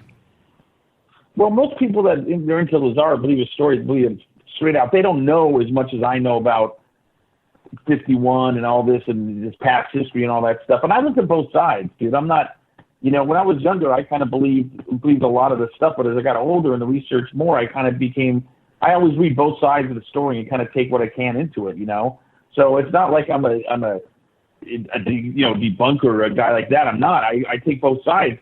I think some things are conspiracies, but I don't think everything is a conspiracy, okay? Mm-hmm. A lot of people in the UFO field believe everything is a conspiracy, you know, no matter what. And I just don't do that. I might say, okay, I believe JFK was shot by one guy, okay? I believe that, right? But other people say, oh, no, how can you believe that? You know, people go crazy. So there's some things that I believe they're conspiracies, other things I don't, you know? I believe we went to the moon. There's other people that don't believe we went to the moon, you know? So no, we didn't go to the moon. Come on, you know we didn't. Wolf, do you really want to have that conversation tonight? All right. Are you a flat earther now? And no. Now you think the Earth is shaped like a donut? Is that what you think? No, that's you, Wolf. By the way, Wolf is a flat earther. Hey, okay, so no, I'm not. okay. Let's serious hats on for a second. But back to the movie. When you take that approach where you are going to avoid the concerns about Bob Lazar, and you're going to do that on purpose, is that being objective? Or is the movie, should it just be looked at as a tribute And this wasn't supposed to be some groundbreaking evidence, documents type of documentary proving Bob Lazar's history and story. You know, right. There was some, there were some scenes where he kind of pushed him near the end. You saw that where he kind of was trying to ask him, you know, about the element 115. Did he take it out of Los Alamos? Which he says he did. Now, I don't buy that story a little bit because they have those radiation detectors. Maybe he was able to sneak some out, but I mean, they have these, radiation detectors and stuff. I'm not really sure if he really got it out or not, but why is the FBI raided him not once but twice? You got to think about that too, right? Right. They're definitely looking for element 115. What are they looking for? No question. I mean, what do you think they're looking for? And that's the part where Bob Lazar becomes an enigma. You know, it's a very, very hard thing to figure out. Okay, so now we're going to head towards a break. We're going to pick up when we come back. I'm going to ask you this question. Do you believe that Bob Lazar flew into Area 51? Not once or twice. I mean, do you think Bob Lazar was inside of Area 51 as an employee for 1 day, 1 minute? Because I think he did get into 51, but I think. I mean, even Knapp thinks, because he did say some things about the base that some people don't know about. That's right. He finds kind of that he was there. Now, the like I said, the papoose thing, I'm still on the fence with. Like I said, we talked about Jerry Freeman, the hiker, and the lights and all that stuff. I'm still on the fence about that. I'm still on the fence about he talked about going through a gate when he was on the bus and he was going to Papoose Lake. There was a gate. And on all the range charts and all the satellite maps, there is no gate. So I have problems with the roads that go on the satellite maps go to Papoose. So there's still a lot of things I'm on the fence with Lazar too. So, it's just, yeah. Oh, you can hear me doing that. Okay, I need to stop this for a second. I was actually texting somebody. I was telling them I'm on the air right now. So you heard that, right? That's pretty funny. Okay, let's take a break right here. And see, this is the thing, and you touched upon it, which is he saw things at Area 51 that can only be seen at Area 51 that we found out years later to be pretty spot on the money. And then you combine that, so you know that Bob was there. You know, in what capacity, we don't know. But Bob was there. What did he see? And then you combine that with Papoose Lake and the side of that mountain, and for the life of me, I can't see anything there. And speaking of that, when we come back, we'll talk about the hand scanner, which was, if you're going to watch this movie and look for something new and breaking, it's the hand scanner. And that scene with Bob, we'll talk about when we come back. But that scene with Bob was awesome. This is Fade to Black tonight, reviewing Jermey Corbell's new film, Bob Lazar, Area 51 and Flying Saucers, with the one and only Wolf McCarron. We'll be right back after this short break. Stay with us.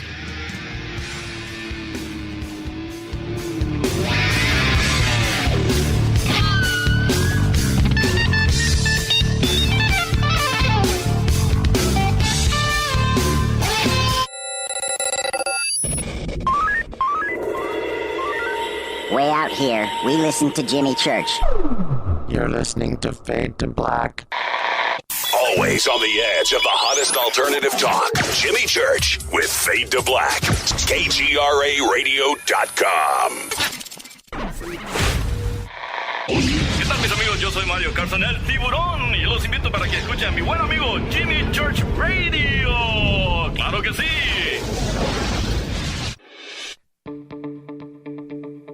Hurricanes, earthquakes, wildfires. This year we've experienced more than our fair share. This is Jimmy Church of Fade to Black, and last month I decided to make sure my family does not have to worry about food should we get caught in a real emergency situation. Introducing Numana, a healthy, storable product that tastes so good that you'll want to eat it every day instead of just during those times of duress. All Numana products have a 25-year shelf life, are MSG and GMO free, no preservatives, and are made in America. With the Numana pack in your home, you'll be able to sleep at night knowing that you've protected your family. Not only have I tasted and tested, I own it. Now you can too.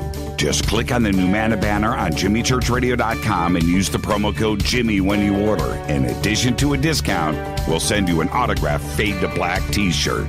Seriously, go Beckley Tappy. Do you want to be an official Fadernaut? Of course you do. This is Jimmy Church of Fade to Black. Just go to our membership section at JimmyChurchRadio.com. So, you love talk radio? Then you'll love TalkStreamLive.com. TalkStream Live is always on, 24/7, with the best streaming talk shows. Find your favorite talkers and discover some new ones. It's free, readily available online or on mobile with any smartphone or tablet. Finding your favorite talk shows all in one place has gotten a whole lot easier. Just go to TalkStreamLive.com. Be sure to download the free apps from Google Play or the iTunes App Store. You listen to us, and we listen to you. And so does the CIA. KGRARadio.com. If you have hard water, the lime scale not only leaves white spots, it clogs pipes and breaks down appliances, costing you hundreds of dollars in energy and wear. Eliminate lime scale and other water issues like brown staining and bad odors with HydroCare water products, available from Wave Home Solutions. Wave's affordable water systems don't use salts or chemicals. You'll love the way your water tastes, smells, and looks. Satisfaction guaranteed. For more information, go to bestwater123.com. That's bestwater123.com. Are you intrigued by paranormal talk radio? You'll love the new paranormal radio app from TalkStream Live. You'll find a great selection of talk shows covering UFOs, ghosts, strange phenomena, and much more. Download the paranormal radio app now and start listening to the very best in paranormal talk entertainment, including the network you're listening to right now, the Paranormal Radio app, free in Google Play and the iOS App Store. You are listening to Fade to Black with Jimmy Church on the Game Changer Network. Oi, oi, I'm Reese Evans. You're listening to Jimmy Church. This is Revolution. The revolution will not be televised. The revolution is on radio. Ciao.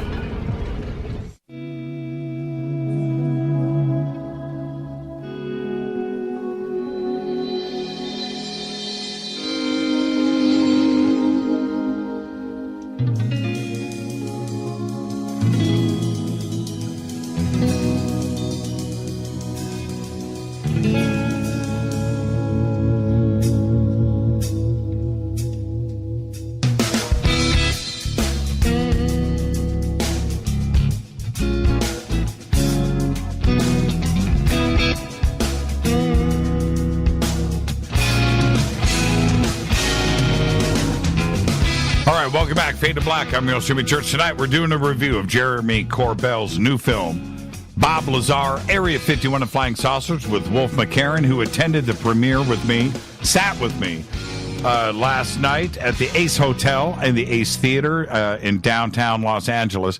Now, I'm going to set this up for you, Wolf, because it was a very interesting moment in the film. There has been, over the years, much controversy about Bob talking about the hand scanner at the gate outside of Site S4 off of Papoose Lake that he had to go through before getting to the hangars, that this infamous gate was there with this hand scanner. Now, this is what's interesting. People have been looking for those gates in satellite imaging for years, myself included. I'm not saying that we would have seen this infamous hand scanner, but this has been one of the quests for many UFO researchers is this entrance to the hangars on the side of the mountain at Papoose Lake. Now, that being said, the hand scanner was revealed last night in the movie. This was 45 minutes in.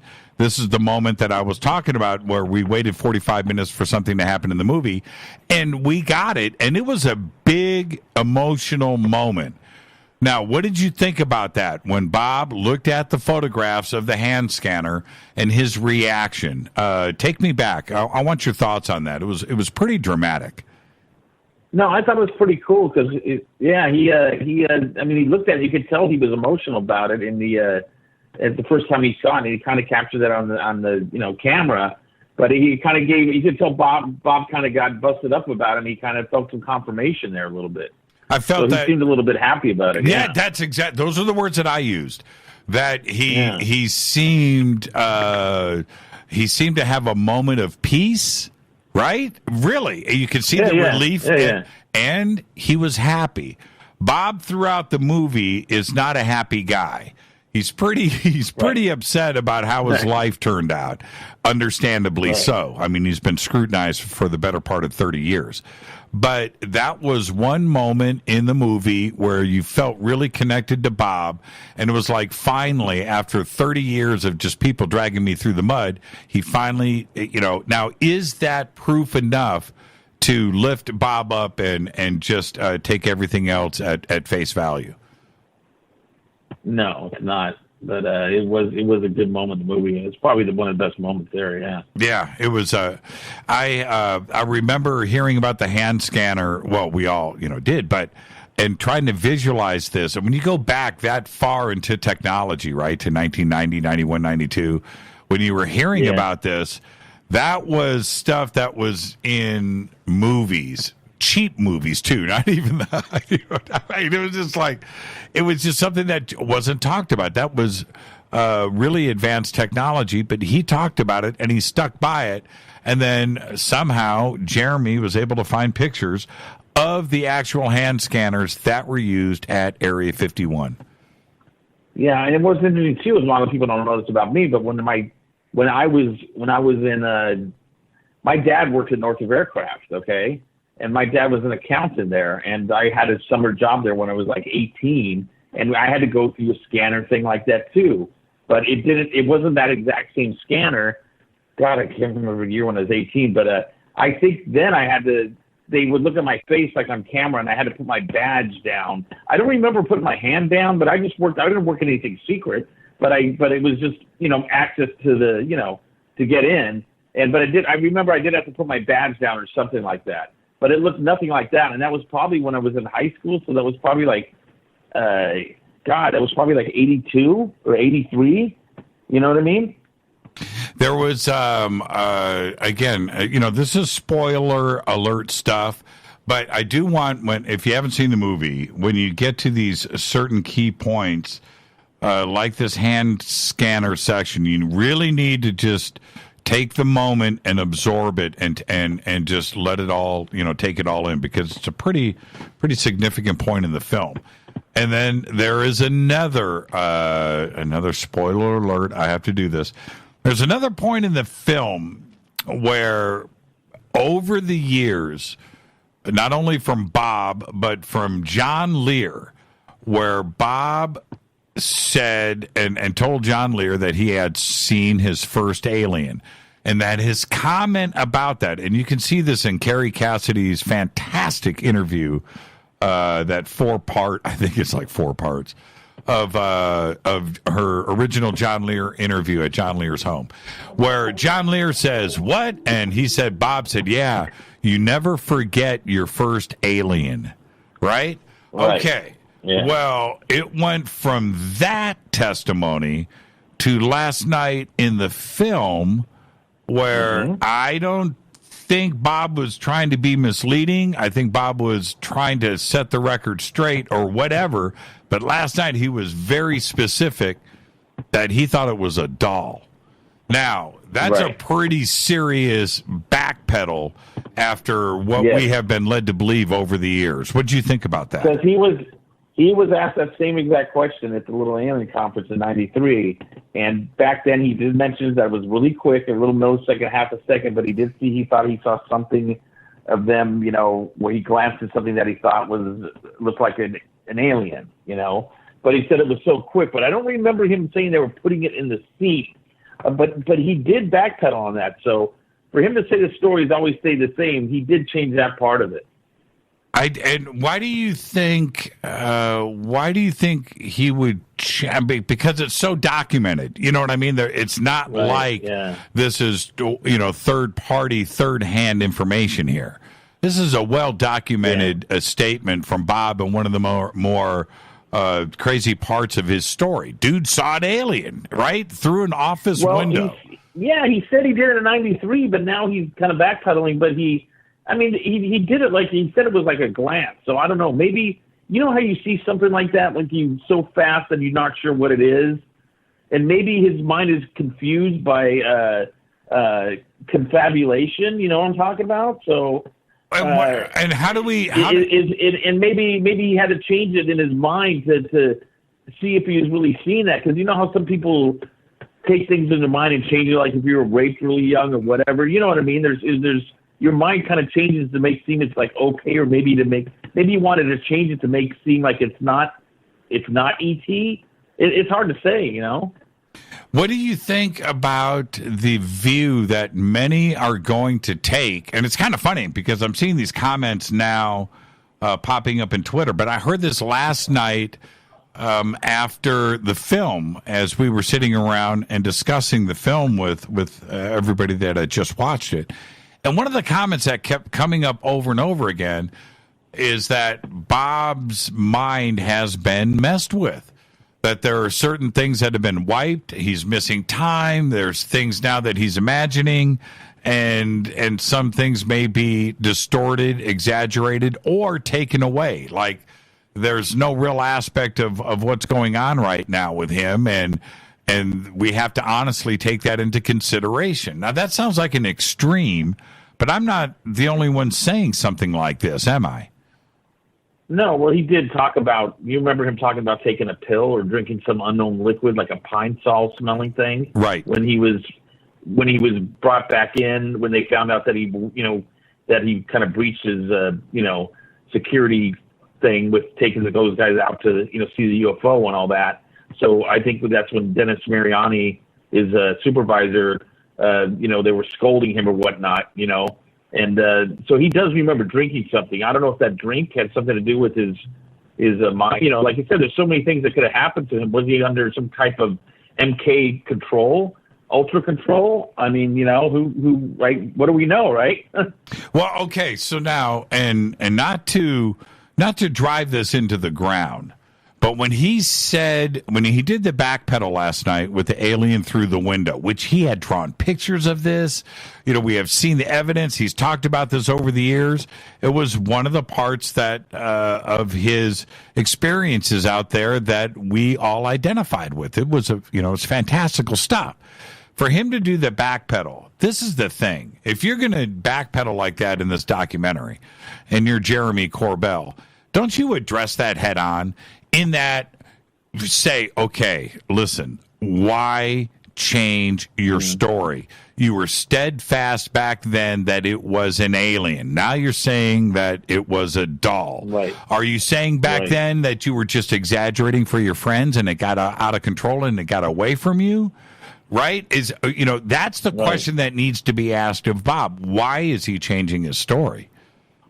Right. Well, they're always saying he didn't change the story, but right there he changed the story. So what is it? Is he kept the story the same, or he's not? Well, you saw last night that he changed the story. So yeah. Okay, and now back to I want to stay on specifics here. One of the things about Bob that I am convinced that he was at Area 51. Okay, in what capacity or for how long or how many days, I don't know. Only Bob knows that. I don't know that answer. But there is one thing that convinces me that he was there, and that was the Aurora spy plane.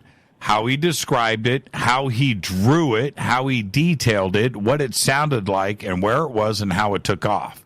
The facts about the Aurora and the details of the ducting of the engines and how they were laid out on the back didn't come out for years. But yet he was able to unless that wasn't from imagination, you can't make that up. And that he nailed That is that enough for you to admit or to yourself that he was at Area 51? Well, not really, because the Aurora is really kind of an enigma kind of plane too. It kind of like, some people say it was never created. Some people say it was a McDonnell Douglas bird. It was operational, but then it wasn't picked up. You know how they go with Boeing or another manufacturer, or McDonnell Douglas or whoever. So the only thing I can say about that is I did hear I did see an object in '93. I had binoculars on them, and it was during the daytime when they're testing. I have the whole mission still recorded. I was with my partner when we were looking down. It's like so this black stealth plane is making a bank in these on top of these clouds, and I'm looking at him like I'm looking down on top of the plane. Okay, he's making a bank in the clouds. I got my binos on him, and there's two chaser planes.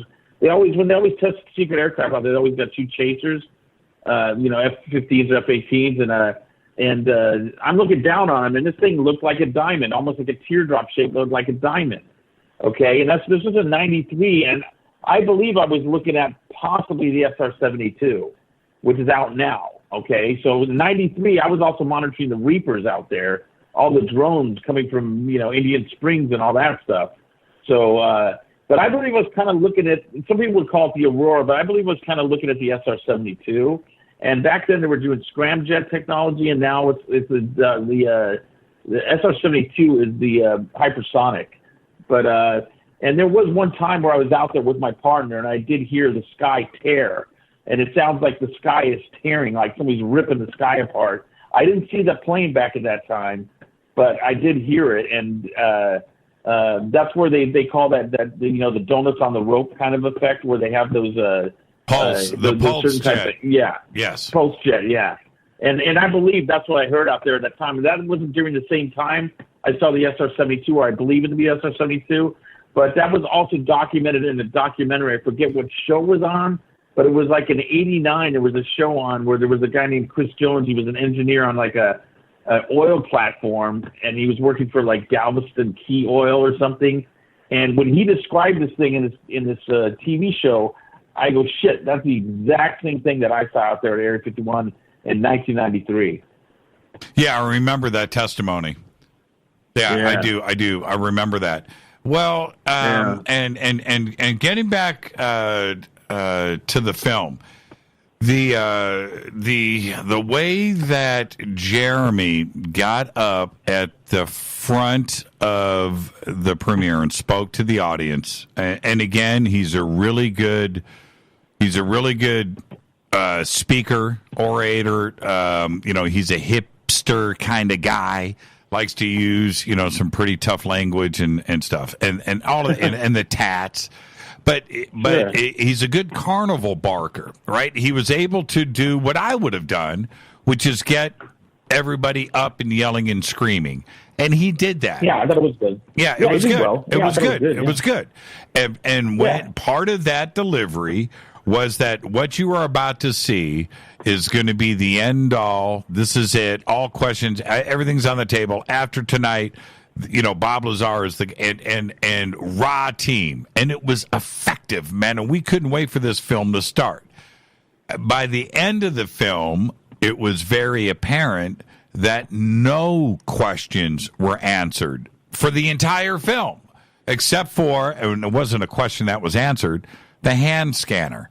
But everything else cleverly was left out. Now, he did mention about the Mike Thigpen and about No, wait a minute. I take issue with that. Okay, he brought it up. Okay. Was Mike Thigpen in the film? No. Did Mike Thigpen? But he says that's in the extras.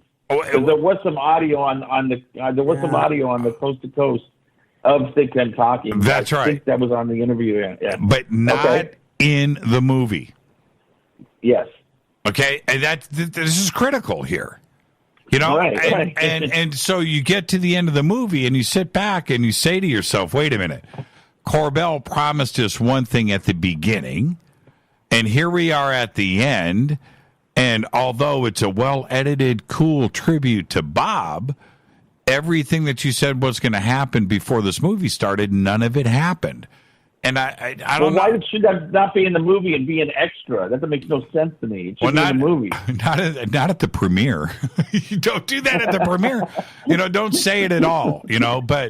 But did you have the same feeling that I got at the end of the movie, where we were told one thing in the beginning, and then we watched the movie, and it was the opposite of what we thought it was going to be? Yeah, a little bit. Yeah, I got a little bit of that. Yeah, I think so. And, well, how does that make you feel, Wolf? I feel hurt. No, I just feel like it still leaves questions, about Lazar to me. It didn't put a nail in the coffin for me or anything either way.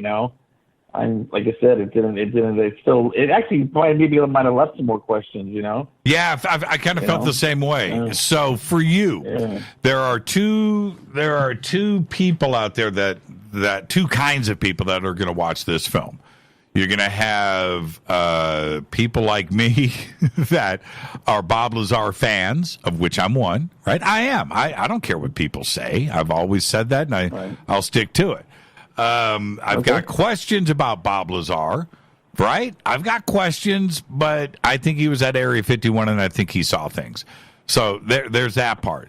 But then you had the other type of viewer of this documentary that absolutely thinks he's full of crap and that this movie isn't going to take anybody anywhere. And the only thing that's going to change their mind is diplomas, facts, paperwork, witnesses, friends, professors, classmates, co-workers, right? The whole thing. And unless that is brought to the party, the story's not going to change. Right? Am I wrong in classifying those two types of viewers? Well, let's say the Element 115 stuff finally gets stable. Then that will be something, right? We know that in 2003 they discovered moscovium. Yeah, right. Okay? Right. And that was discovered, like, it was brought out in, like, I think Lawrence Livermore Labs in 2004, but they were able to do that. But if Lazar is right and they can't find an isotope where they can, do what they say that Element 115 that he says it can do, then he'll be vindicated completely, right? No. But no. You don't think so? No, and I'll tell you why. This is the thing. Okay. And again, I'm on Bob Lazar's side. But Element 115, the one that is on the periodic charts right now, right? Yeah. That's just an element that has the number 115 on it. That has nothing to do with this material that was used to power up this anti-gravity propulsion device. Who says that that's the same element? It's just the same number. That's it. As elements are discovered and created, they are given a number. Look, I could say right now, what's the current periodic chart number? What's the last number? Let's go right now. Periodic chart, right? Table, right? Okay. So let's go there right now. I'm looking at it. The current number looks like we're up to 118. Okay? Here's 115 right here, unobtainium or whatever it's called. Okay, and so going back, right now we're at 118. So I could 115 to MC, which is moscovium. Right. So I could say right now, hey man, I was with these aliens and they showed me this thing and they were using and I'm with another guy from the government and we're all standing there together and I said, so man, what are they using? And man, they're using Element 122. Really? Yeah, but it hasn't been discovered yet. Well, you know what? Right. In 5 years, we're going to get to Element 122. But what does that have to do with me? Right? So Element 115 on the periodic chart, how do we know that element is what Bob Lazar was talking about? How do we know? We don't. We quite simply don't. We're confusing it. The only reason why is the number 115. You know, and that's it. So Bob knows, just like I do now, right, that eventually there's going to be an element 122. That doesn't mean when it gets discovered that suddenly my story is correct. So no, it doesn't validate anything. What does validate Bob is if he produces what this element 115, what he's calling element 115, is produced, and then you show it, and then boom, and we get to test it out and check it out, and that'll be the end of the story on that. And he knows that. He knows that. Just whip it out, whatever it is, wherever it is, and let's go. And it was a part. That's what the FBI was looking for, I guess. Well, and that was a part of the film. That was the only part that I know of in the film last night that was covered up. Well, I find it interesting that that's the second raid on his place. That's what I find interesting, you know. The second raid that happened after the interview. Yeah, after the first raid, yeah. Yeah, so... I mean, his place was raided years back, too. Same thing. It was, you know... Well, okay. I think that's when he was not in Michigan, but he was where was he at? Well, I think there was two. Yeah. I think there was two. There was one in Nevada or New Mexico with United Nuclear, and then one in Michigan. I could be wrong. It doesn't matter. But the one that Wolfie and I are talking about now, spoiler alert, they were doing an interview in the woods, this secret clandestine interview. It was good, too, where they're talking about 115. And the next day after this interview, Bob's place gets raided. And this is like last year, or, you know, it's recent while they were filming the movie. And they raid it. And during the raid, allegedly, the FBI mentions the interview in Element 115 that happened the day before when Jeremy and Bob Lazar are out in the middle of the woods alone shooting this. Now, that's pretty interesting if it is like they say it happened. Yeah, I mean, it is interesting. Like, I mean, were they still spying on Bob, and they heard him say 115, and 30 years later they still think he has it? You know, what do you? You know, I want a simple answer on this before we get to the break. And you talked about this earlier, and we kind of blew past it. Do you think Bob is in possession of Element 115? I have no idea, but if I'm sure he's smart enough not to keep it on his property or somewhere else. Or maybe I would say Gene Huff has it. Gene Huff, but no, I'm being serious for a second. But I know Gene Huff. Yeah, but I'm just joking. But I don't know if he has it or not. I mean, I really don't know. But I mean, evidently they're still looking for it. I mean, I remember when Chuck Clark got raided out at Area 51. You know, they took his computers and everything. They actually came in and they were looking for something, if you know what I mean. And they didn't find it, but he got raided, and they knew when he was going on vacation. They actually knew he was going on vacation, so then they could raid his place because they knew he wasn't going to be there. You know. Yeah, and so, you know, that's the curious thing here. And again, it starts... And that was through the Patriot Act. Yes. They raided his place. Yeah, and so this supports Bob Lazar's case. And when we come back, we'll talk about this a bit more. In that, if there is no Element 115, then what are they looking for? What is it that they think that he has? What, plutonium, uranium? We all doubt that, right? So maybe he does, and that they know it, that he was there, he worked around this. He said specific things about 500 pounds of it, right? So does this prop up his story? I find it very, very interesting. Let's take a break right here. This is Fade to Black tonight. Doing a full review of Jermey Corbell's new film, Bob Lazar Area 51 and Flying Saucers. If you attended or if have seen the film, we'll take your calls next too as well. 323-275-9695 or 818-921-6929. We'll be right back. Hi everybody, this is Rob Halford, the Metal Guard on JimmyChurchRadio.com. This is KGRA Digital Broadcasting Station. Salt Lake City, Utah. Van Buren, Arkansas. Poor water quality is a major health issue, and it's only getting worse. Municipalities can't keep up, standards have dropped, and pollutants are increasing. Where does it all end? It ends by keeping the pollutants outside of your home with HydroCare's advanced systems available at Wave Home Solutions. No less than the best purification materials and processes have been developed by HydroCare to provide you with healthy, clean water for drinking, cooking, and showering. HydroCare far surpasses the competition in removing chlorine, odors, iron, lead, chemicals, limescale, and much more. Don't settle for less when it comes to your water. We'll take care of the toughest water problems for you, whether it's from a city or well source. Satisfaction guaranteed. For more information, call 888-997-WAVE. That's 888-997-WAVE. Or go to bestwater123.com. That's bestwater123.com. Wave Home Solutions for a healthy, comfortable home.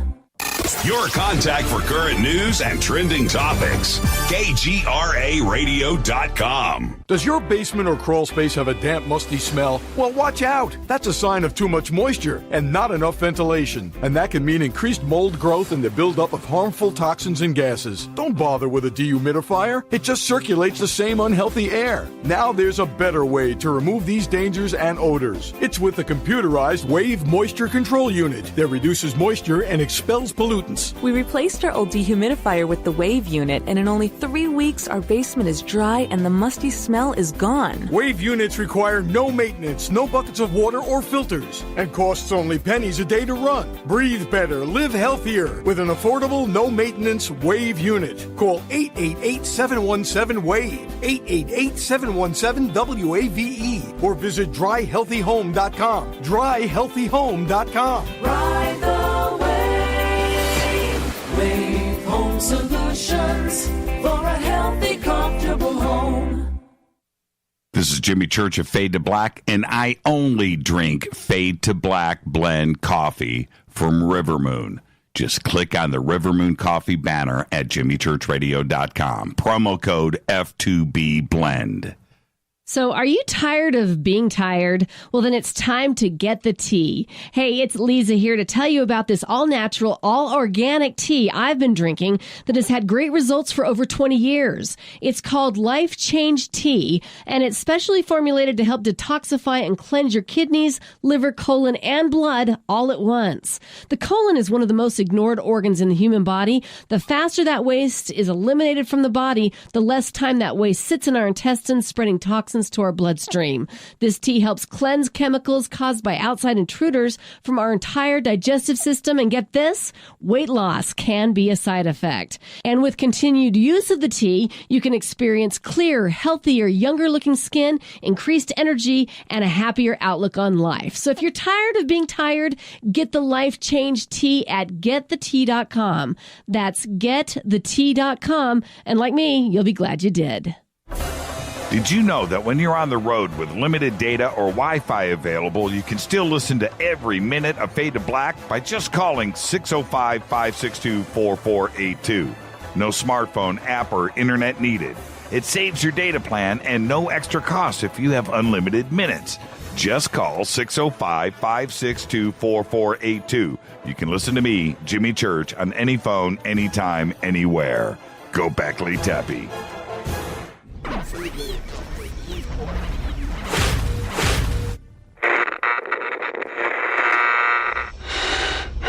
You want to know a secret? I love ponies. I really love ponies. I'm serious. I couldn't stay sane without ponies to brush. Why Fade to Black? Because you never got that pony, damn it. This is Fade to Black with Jimmy Church on the Game Changer Radio Network and KGRA, the Global Radio Alliance.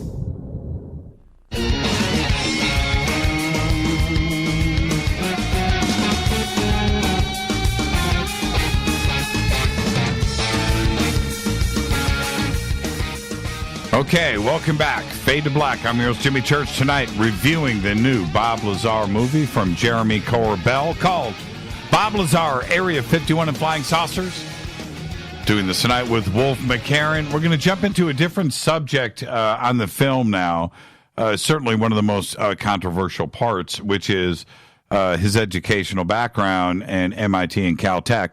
And before we get there, opening up the phone lines, 323-275-9695 or 818-921-6929 if you have seen the movie. If you have seen it, I do want to hear from you, and we will take your phone calls and let's talk about it. Now, very curious your thoughts on this, Wolf, in that what was pointed out in the movie was that the MIT and Caltech section of Bob Lazar's story is that we are to ignore it. Those are the words that were used in the film last night. What did you think about that? Yeah, I saw that. I took notes about that. To me, it seemed like it was deflection. It seemed like it's the old magic trick. Look at the left hand with look at the left hand. The right hand is doing something else over here. And you heard Bob kind of say, like, I don't want people to talk about the MIT or that stuff. I want them to talk about the stuff that I was doing at Papoose or Area 51, that kind of thing. The stuff that I revealed, he said that is what is important here. And I'm looking at that like, okay, let's say he lied about MIT. People do lie on the resume. Everybody knows this, right? There are people that do lie to get jobs on the resume. Actually, what's funny is I looked up that the lady that used to be the dean of MIT, she was the dean of the school, she lied, and the school found out about her, and they kicked her off. So even the own dean lied. That was actually worked at MIT for years. So people do lie on the resumes. Now, let's say he did lie about that, and okay, he did lie about it, but he can't come out now and just say, okay, I lied about that, but this stuff's real. Because if he did say that, then it's just not going to work, right? Right. So I think he's trying to poo-poo that stuff, like, oh, we have to care about what I'm saying here, not about my past.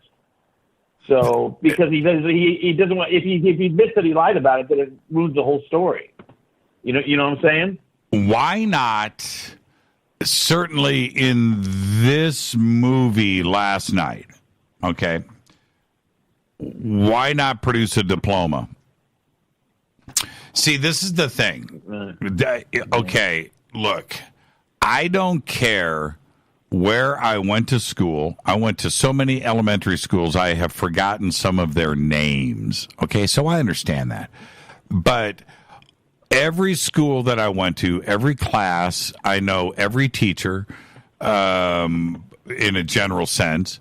But when I get up to more recent events in my life, like 6th grade, junior high schools, certainly high schools, I went to 3, and through any other higher education classes that I took. I never graduated from anywhere. Okay, I took a lot of classes that were, extensions. I did a lot of that kind of stuff. I can tell you every teacher. I have plenty of paperwork. I've got plenty of certificates of achievement, right? I got tons of that stuff. I saved it all. And any one of those teachers remembers me. We did projects together. I can name classmates and years and everything all the way up. I can do this. That's the one thing that, Bob, if all of this genuinely happened, it would be the easiest thing to prove. It's the one thing you've got going for you. I understand Area 51 co-workers, right, and scientists. That may be a little tough to get to. Okay, so we take that at face value. Do you really believe he's a scientist? Because there's like, if he's a scientist, why aren't there any? Okay, if he said he did a thesis, why wasn't anything published? Has he ever debated other scientists? Is he really a scientist? I'm not really sure about that. Right? I mean. And even when he worked at Los Alamos, they said that he worked for Kirk Mayer. Okay, that was an outside contractor. He didn't really work at Los Alamos. No, and I did this. This is the thing, Wolf. When it comes to that, I worked at Bell Laboratories. Okay, I did. Yeah, as a contractor. I worked for a company called CDI. I didn't work directly for Bell Labs. I worked for CDI, Right. and I worked at Bell Labs for 3 years as a contractor. I was an outsider, and it sucked, right? Because you're banished. You're not, you're not like you're not a real Bell Labs guy. But anyway, Right. That being said, I can still I can name my supervisor at CDI. I can name my supervisor at Bell Labs. I can name all of my coworkers at Bell Labs. Some of them I'm still in touch with to this day. Right? I still talk to them. And Jeremy even said that he found the guy that drove him to Caltech or whatever that he interviewed, and that's not even in the movie. No. So where is that? Is that another extra? I mean, Well, okay, so let's get back to the basic point here, though, which is it's very simple. You know what year, it's never sketchy, you know what year you graduated, and you have the diploma. You can't name a professor, you can't now, and so this is my concern here. I get it. If you BS'd your way through EG&G to get a contract gig or get in over at Area 51, I understand that. Just come clean about it, right? I didn't go to MIT. It was impossible. I didn't go to Caltech. I did work at Area 51, and I BS'd my way in there, and I got the gig, and I saw things. There isn't anybody that would hold anything against him because it cleans up. Maybe he thinks it would, See, and this, and I'm trying to defend Bob's position here because when I got hired, and I'm being serious here, when I get hired by CDI to go work at Bell Labs, I wasn't even 18. No college. I just gotten out of high school. Yes. I was 17 years old, and I turned 18 while working at Bell Labs, which freaked out everybody at the laboratory. I came into work one day and said, "Hey, today's my birthday. Cool. How old are you? 18. What? Right? So anyway, I went through that, but I didn't go to college. So I can understand where the credentials and everything, you're not presenting stuff, and you get the gig over at EG&G, and you get spirited over to Area 51 and you see things. You don't, after the fact, when Bob was saying, and I'm just assuming these things here, when you start saying, yeah, I went to MIT, I'm a physicist, and I went to Caltech, and I graduated, I think he got in over his head. That doesn't mean he didn't work at Area 51 for a week or 2 weeks or whatever that he was there. Mm-hmm. But just come clean about it. And I thought that hopefully in this movie last night, we were going to see a diploma from MIT or Caltech. Instead, they said, let's just ignore it. It's not the part of the story that is important here. Right. And I agree with that. Right? I agree with that. So just tell us that you didn't go to MIT. That's all. Dude, you were living in Woodland Hills, going to Pierce College. Where's the 4 years or 6 years of you living in Boston? Right, that's the critical thing. That's it. Yeah. If you can't, if you don't even have a gas how did he bill. commute? How did he commute there? Private plane out of Van Nuys Airport. He was on Cher's jet. Yeah. Cher loaned him a jet. So, listen. I'm going to let everybody know now. All of the phone calls that are coming in, you're calling in on the wrong line. Call in on 323-275-9695 or 818-921-6929. Those are the lines that are open. I'm not putting anybody on hold on the main lines. Okay? So I would love to hear from you, but 323-275-9695 or, man, the phone call. What did I just say? And they just relined up. Okay? 323-825 or 323-275-9695 or 818-921-6929. But do you have issues with that, his education? Do you think that it's possible that he went to Caltech at MIT and just doesn't remember his professors' names or any other student or anything else that happened? Well, didn't he say give out a name like Duxler, and I think Sam Freeman was trying to find the guy. I think that was the guy's name, but yeah. Yeah, Duxler was his teacher at Pierce College. Oh, I'm sorry. Okay. Yeah. Okay, so I don't know if you gave a name of any of the. Well, at at the Alien event in 1993, he gave Duxler's name and the other one too, Hoff, H-O-H. Yeah. I forget the other. Yeah, and that guy was like his vocational teacher in junior high school. They found him in a yearbook. But neither of those names were ever at Caltech or MIT. Let's take some phone calls here, Wolf. Let's go to area code 512. You're up on Fade to Black. Who's calling? They just hung up. Okay. All right. You know what's funny is when calls come in like that, and it's deer in the headlights. Right? It's just really funny. So, but not about Stanton or anybody else that's done research into this. I'm specifically asking you, Wolf. Were you expecting some educational credentials to finally surface in the movie? Well, yeah, that would have been nice. I was hoping something like that would have happened. I mean, I think it was kind of neat about the Mike Thigpen thing, finding that was kind of cool, but they didn't really have him on camera, or he didn't want to be on camera, but they did have some audio on the Coast to Coast show, but they didn't use it in the movie, so I thought that was kind of strange. But yeah, something like that would have been nice, but like I said, I don't know, the movie just left me with more questions, I think, you know.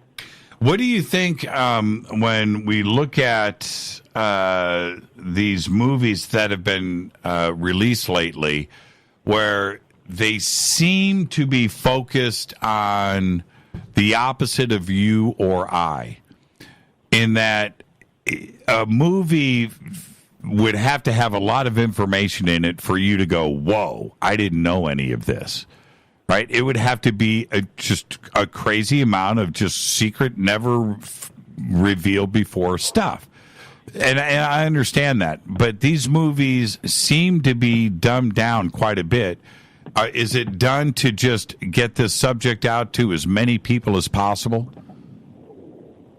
Well, I don't know. I think it could have kind of talked Bob into making this movie too, because as you know, all the early stuff Bob did, UFOs and the government Bible and all that stuff, back then the quality was crappy. It was like VHS or Super VHS. We didn't have HD and all this stuff.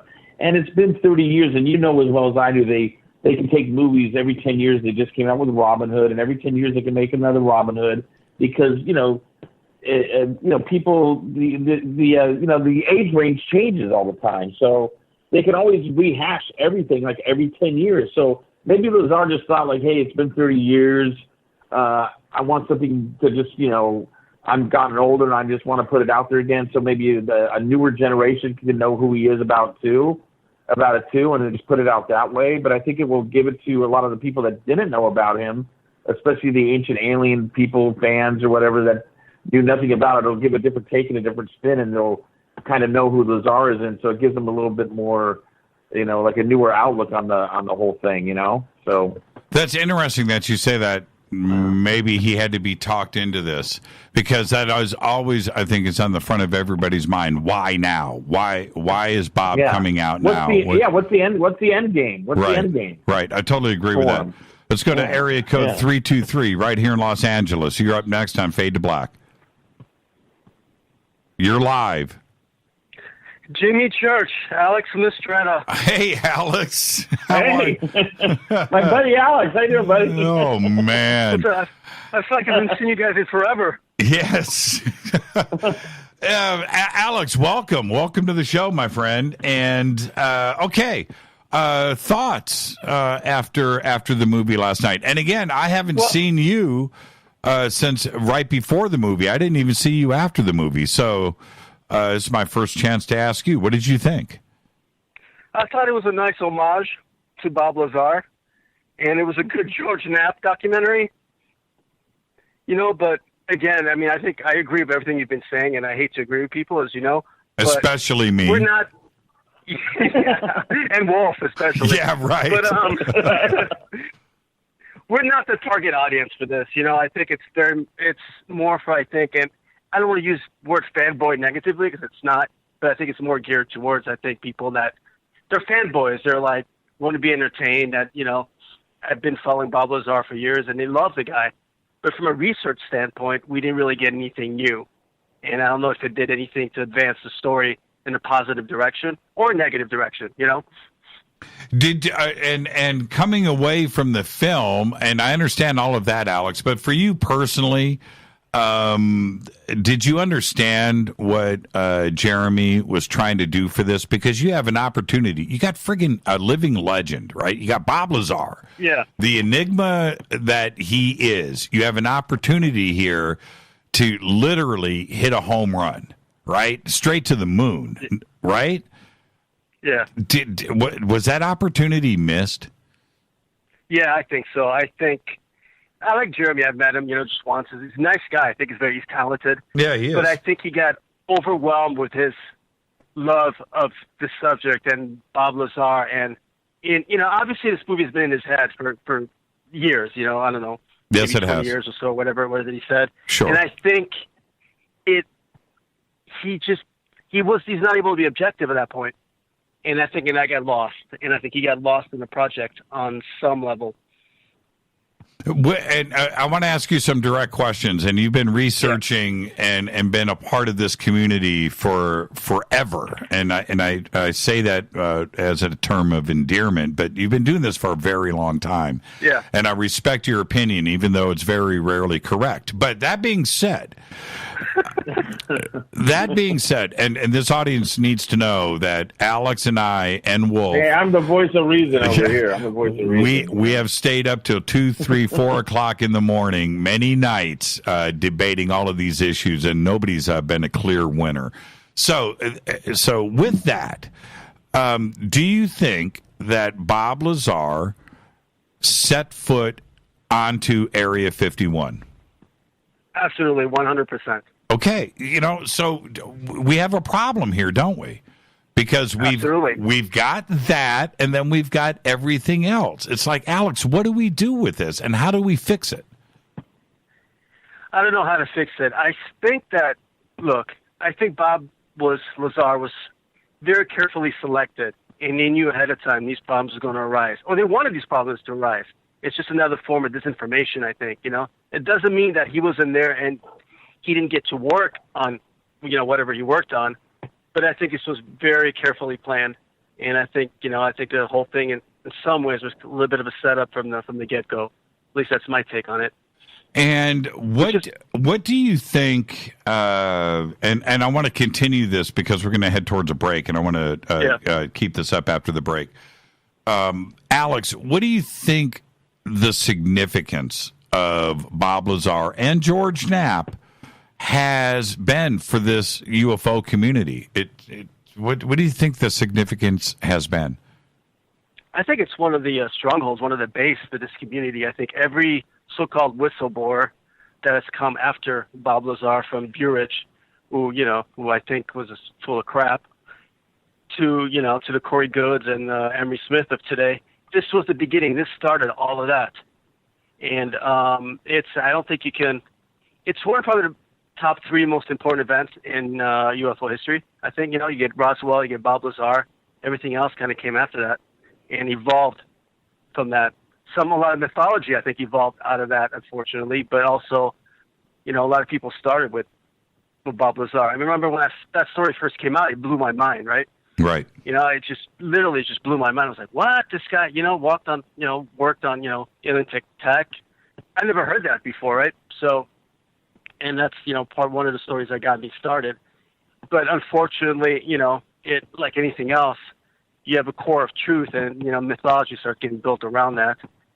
Some obviously purposely, some non-purposely, and as the years go on, it becomes harder and harder to tell what's true and what's not. And that's probably for Bob Lazar quite as well. Your memory's not always that reliable. I think, the story you were talking about earlier about how he saw the alien, which for me was one of the kind of the red flags originally, because it just seemed real convenient. He's walking by the hallway, looked through the window, and there's a little alien there. It just seems like that was a whole setup for me. But I think it's possible that he saw something and it was set up, but as the years went on, he started rationalizing it, and today he's kind of a little more negative on it. probably, unconsciously because of all the negative feedback. I mean, he's been getting trolled for 30 years. Like, we all get trolled in this field, right? Right. I do, you do. Right. Wolf gets, some of us, you react much better to it than I do, for example. Right. But Lazar's been getting trolled for 30 years. And I think unconsciously, you start taking steps back on some of the things you said just as a defense mechanism. And I think that's very much in play with Lazar. Yeah, he was pummeled. He was pummeled. Pummeled. I mean, he left the state and just disappeared. And I can't blame him for anything that he had done as a reaction to that. You're absolutely right, defensive or otherwise. I mean, holy smokes, right? Every aspect of his life was put under a microscope. Look, Stan Friedman gets on your butt. Whew, right? Well, that's just something that nobody wants. And now, he certainly invited it, but it did happen, and it was relentless. Relentless. Wolf, I want to ask you the same question before we go to the break, and then we'll come back and pick all of this up. Alex, if you can, stay with us, and we'll pick this up after the break. Yeah, absolutely. But, Wolf, I want to ask you the same question. For you, what's the significance that Bob Lazar and George Knapp has had on ufology? Well, I think it was a game changer, for sure. Just like Alex said about, Roswell or Kecksburg incident. There's many famous cases that come to my mind that were game changers. Kelly Hopkins, God, there's so many, but yeah, it definitely was a game changer. It was a game changer for me because his whole story was the reason I started doing research out at Area 51. That's right. That's right. If it wasn't for that story coming out, I wouldn't have done. I've been going out there for 4 or 5 times a year since like 1993. Doing research out there and spying on the base and recording transmissions from the base. So if it wasn't for Lazar's story, I don't know what I'd be doing right now, Well, you know what? We would have never, I don't know if I'm taking this a little bit too far, but there's a good chance that we would have never known about Area 51. Think about that for a second. Yeah, well. Right? Now, think about the depth of what I just said. Yeah. Right? Now, I'll tell you something interesting. One of the guys on my team was out there in like 91. He knew there was a base out there, one of my guys from Edwards, right? He went out with a buddy looking for the base. Like, they knew about it before, I think actually before maybe even Lazar broke the story.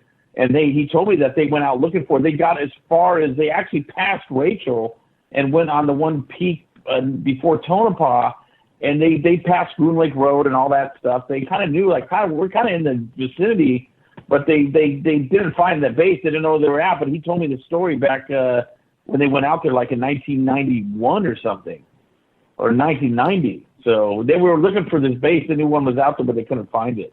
I still want. I've got 1 minute left. I joke about this, and I've been doing it for years. I mean, years. I've been joking about this, but I would take one for the team.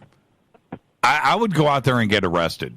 I really would. I would go up to the gates. I'm not kidding. I'd go up to the gates. I'd get out of my car. I'd wait for one of the guards to come out and talk to me. And I've already seen that happen. And hold on, Wolf. Wolf, I would push him and try to take his gun.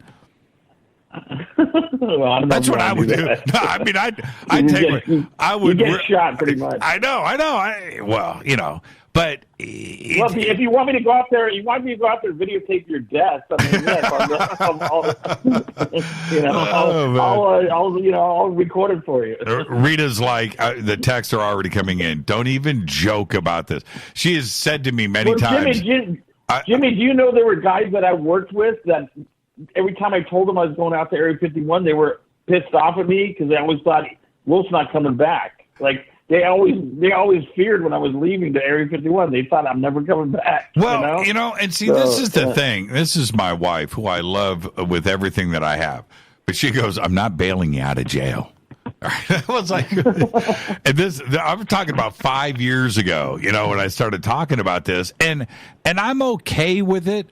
What I think is it hasn't actually been tested. Everybody's run from the camo dudes, and justifiably so. But, no, I saw 7 people get arrested out there. You know that story, right? Yeah, I do. I was with Glenn Campbell on the Hill videotaping 7 people getting arrested right at the border, with guns at their heads, them in the ground, and guns at their head. I saw the whole thing go down, And they got taken to. They were taken to the sheriff's department, right? Yeah, and they have to sign a piece of paper. I actually have the document. I know what it looks like. Okay, and you have to go to trial in Alamo, and you have to pay a fine. The fine's I think it's a couple grand now, but you got to pay a fine, and then you got to go to court. Oh man, I got the fader knots. They'll back me up on this. Let's take a break right here. We got Alex Mistretta with us, and of course Wolf McCarron. We're talking about Jermey Corbell's new film, Bob Lazar Area 51 and Flying Saucers. Alex was with us last night. We all had dinner before the movie, and then we all sat together and watched the movie together last night. We'll take a quick break. I am your host, Jimmy Church. This is Fade to Black. Be right back. Stay with us.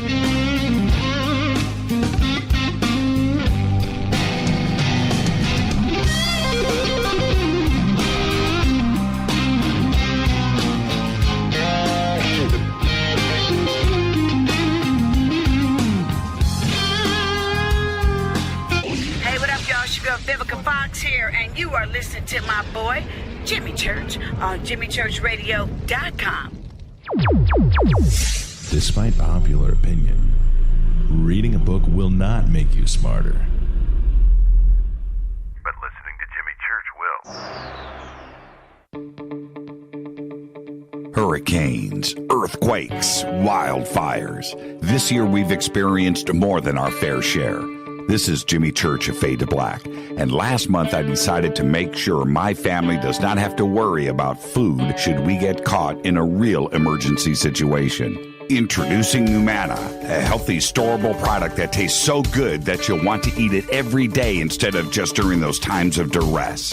All Numana products have a 25-year shelf life, are MSG and GMO-free, no preservatives, and are made in America. With the Numana pack in your home, you'll be able to sleep at night knowing that you've protected your family. Not only have I tasted and tested, I own it. Now you can too. Just click on the Numana banner on JimmyChurchRadio.com and use the promo code Jimmy when you order. In addition to a discount, we'll send you an autographed Fade to Black t-shirt. Seriously, go Beckley Tappy. This is Jimmy Church of Fade to Black, and I take Life Change Tea supplements every single day. It's what I do. Click on their banner at JimmyChurchRadio.com. When you take the beans from Central America with dashes of Indonesian and African mixed in and then roasted to the dark side of Fade to Black, you create the ultimate brew of fringe. Introducing the Fade to Black blend from River Moon Coffee. Yes, River Moon's darkest customized roast was created for the love of Fade to Black. The alchemy of masterful roasting and smoking the beans is in every sip of this full-bodied, dark Java. I need my coffee dark, deep, with distinct bittersweet chocolate highlights, just like the bunker. Leaning further into the darkness of the roast is Fade to Black blend from River Moon Coffee. Just click on the banner at JimmyChurchRadio.com and use the promo code F2BBLEND for 15% off of your order today. Go Beckley Teppy. Hi, folks. CBD is the home run hitter for health right now. Why, you ask? Because of what it does for the body. Unfortunately, I can't tell you all about the benefit.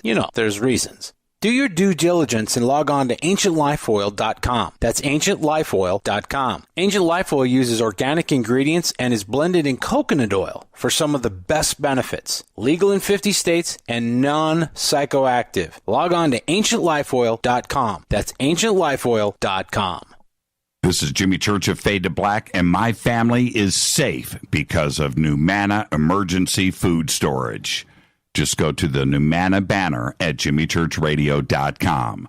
Promo code Jimmy10.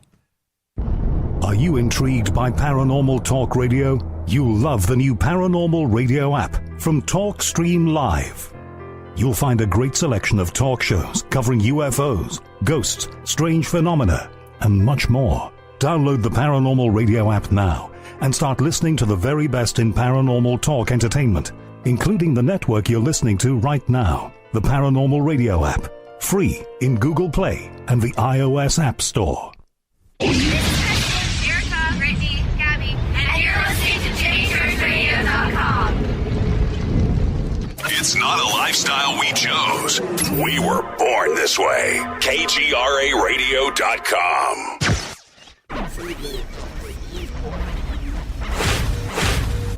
This is KJCR at JimmyChurchRadio.com.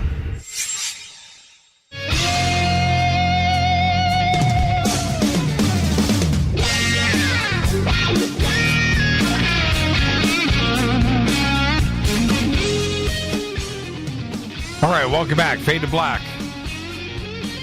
We've got Alex Mastretta here. Wolf McCarron.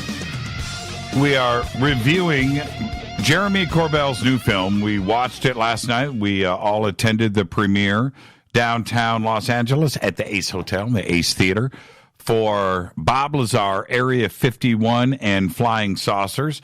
And we're going to continue the conversation. And Alex, I want to ask you directly, what was your takeaway of the film? I have suggested, I don't want to ask you a leading question, but I have suggested that this is not a documentary, that this is a tribute. You used the word homage, which I thought was very clever and accurate, too, as well. Is that your takeaway of the film, that it shouldn't be classified in the documentary sense, but you are okay with considering it something else? Yeah, absolutely. I think, look, it's a love letter to, Bob Lazar and that whole situation. And I think it was, in a lot of ways, this was like watching therapy. I think it was very cathartic for Jermey, to get this movie out. And by the way, it's absolutely worth watching. Everybody should watch it and support Jermey. He's a good guy. I think his heart is in the right place. Sure. But yeah, from a documentary standpoint, there wasn't a whole lot of research. It wasn't like, in the documentary, you'll put up your working hypothesis, whatever. You'll go through the steps, trying to prove or disprove. You have a point, a counterpoint. There's, several discoveries you got to have throughout the show. This wasn't really one of those, and that's, strict sense. But the line's really blurred these days, though, between fiction and documentary, this type of movie. It's, it's kind of like I think it's a new trend in a lot of ways. So is it a documentary? Honestly, I would kind of say yes. I'll defer with you a little bit on that, but I think with there's some red flags in terms of, you have to look at it in terms of like it's very one-sided in a lot of ways. Now, what did you think the seeing Bob today, at work, at home with his wife, and his demeanor? It was pretty cool. I felt that he was presented in a, he's just a guy, right? He's just, he's just a guy. And I think that he's been humbled by all of this. What did you think about all of that new footage and seeing Bob again? I like that a lot because, like you, like everybody else, most of the footage that we've all seen is pretty dated by now. And I was kind of wanted to see what he was like today, how he would respond to the same questions and how he would react. And it was kind of cool, And, I think, look, we're all regular guys in this field if you really, come to think about it.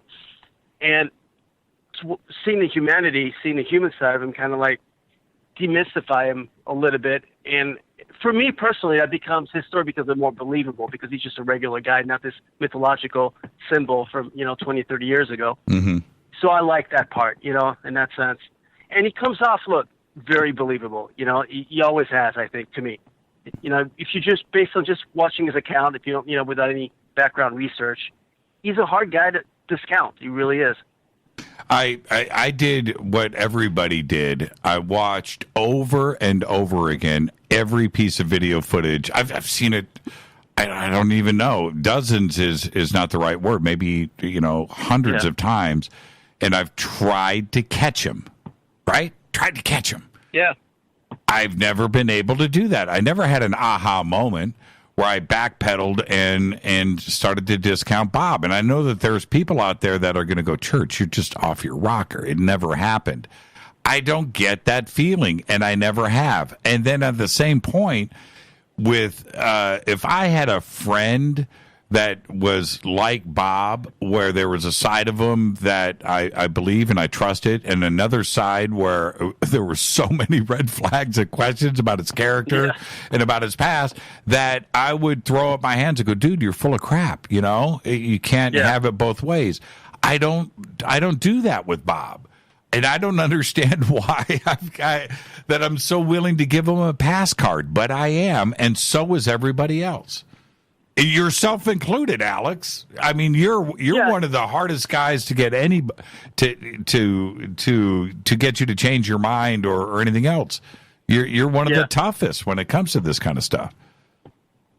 You know, it's like I've interviewed, I don't know, hundreds and hundreds of witnesses, right, throughout the years. And so I kind of get a pretty good sense of when people are lying, when they're full of crap, in terms of the mannerisms they have, how they respond to questions.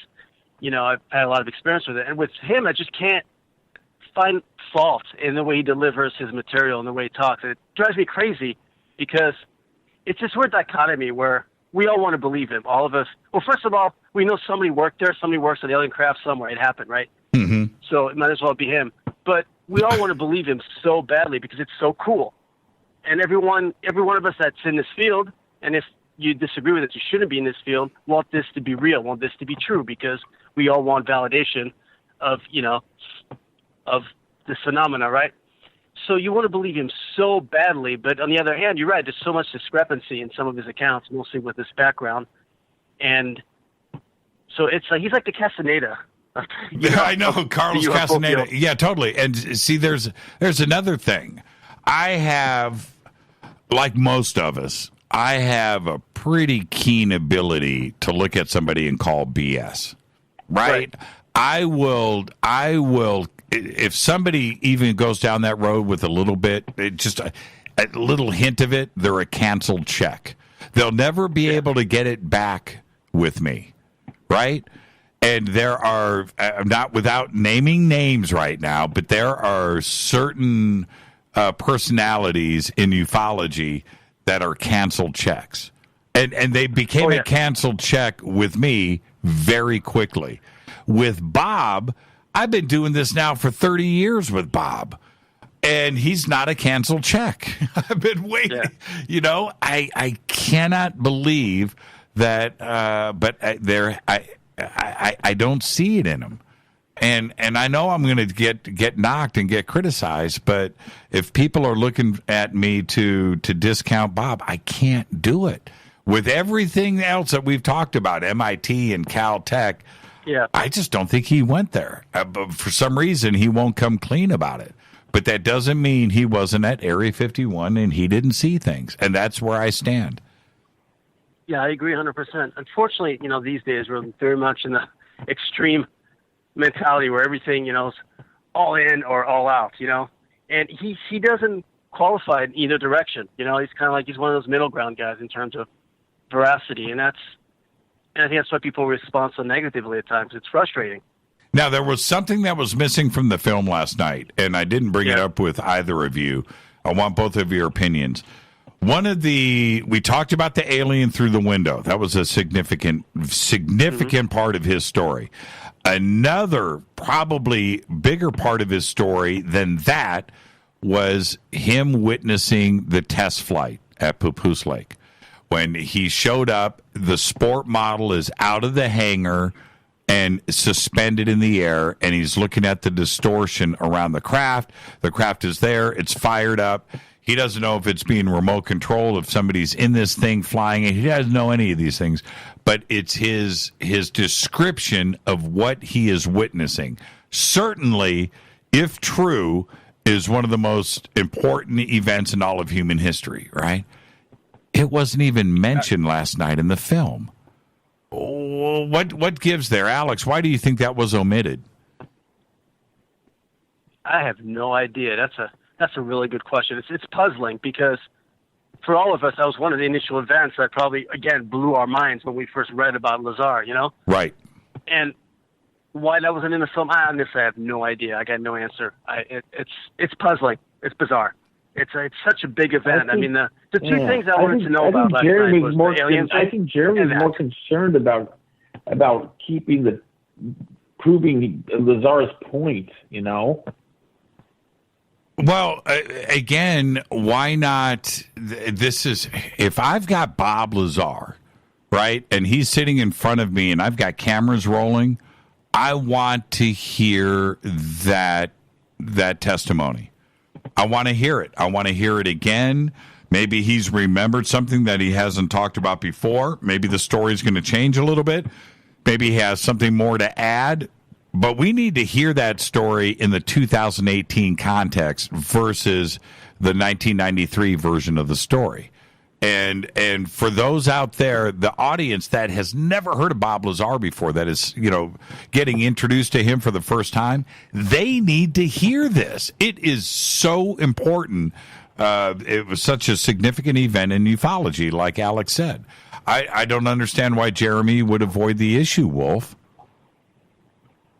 Yeah, I just, like I said, it seems like the movie was more geared toward the validity of his trying to keep the validity of Lazar. But yeah, he could have thrown in a couple little things about Papoose and about the testing, and that's been done before. But he could have shown. I mean, Bob said he looked at the UFO and it became invisible, and he looked up and saw the night sky, and he had like a plasma effect around it, kind of like a Predator kind of effect, the movie Predator kind of thing. But yeah, I don't know why that was skipped, but I think it was skipped because he seems like he's really made this movie to try to just want everyone to believe Lazar more. He didn't seem too concerned about most of the Papoose stuff, but he did give him that chance to talk about the accelerators and when he was drawing on the paper and all that near the end of the movie. Yeah, that was pretty cool. Now, let's actually get to the end of the movie. After the movie ended, George Knapp and Jeremy and Bob Lazar sat down to take questions. I am going to let the audience know that at that point, I got up and left.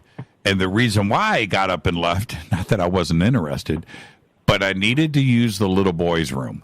So, and I didn't make it back into the theater. Did you guys stay for the question and answer, the Q&A? Yes. Okay. Wolf, did you stay for the Q&A? Or did you go with me, Wolf? No, you left, but I didn't think there. Alex, was there a Q&A? I thought I saw them talking, or they didn't take questions from the audience, though. That's right. Amongst themselves. They took questions from Twitter. Yeah. They took questions from Twitter. Oh, right. Yeah, okay. Yeah, I was there for that. Yeah. Okay. How many questions? How many questions did they take? And do you remember anything significant from that? Any significant question? Well, to me, the Knapp talked a long. Knapp's got the gift of gab. He talked a long time, and then I'm going, God, he talked to Bob a little bit, and then Jeremy talked a long time. But Bob's not a guy that really wanted to even be there or wanted to talk about it. Like, they kind of threw some things to him, and Bob really didn't talk at all. Really? Alex, do you remember that? Did Bob answer any questions? No, I mean, it was Jeremy started answering a couple of the questions, and then he kind of turned over to, to Lazar. But it was, I can't remember what Lazar said. It was pretty brief. And, I'm guessing he was kind of uncomfortable sitting there. And, George has a tendency to take over anyway, and nap. Right. And that's kind of what happened, so. Well, the reason why I'm asking you guys that, because I had heard from others that were there later, they said they felt like Bob just wanted to get out of there. Yeah. I wasn't there, but I heard that from everybody. Everybody said the same thing, that Bob was uncomfortable.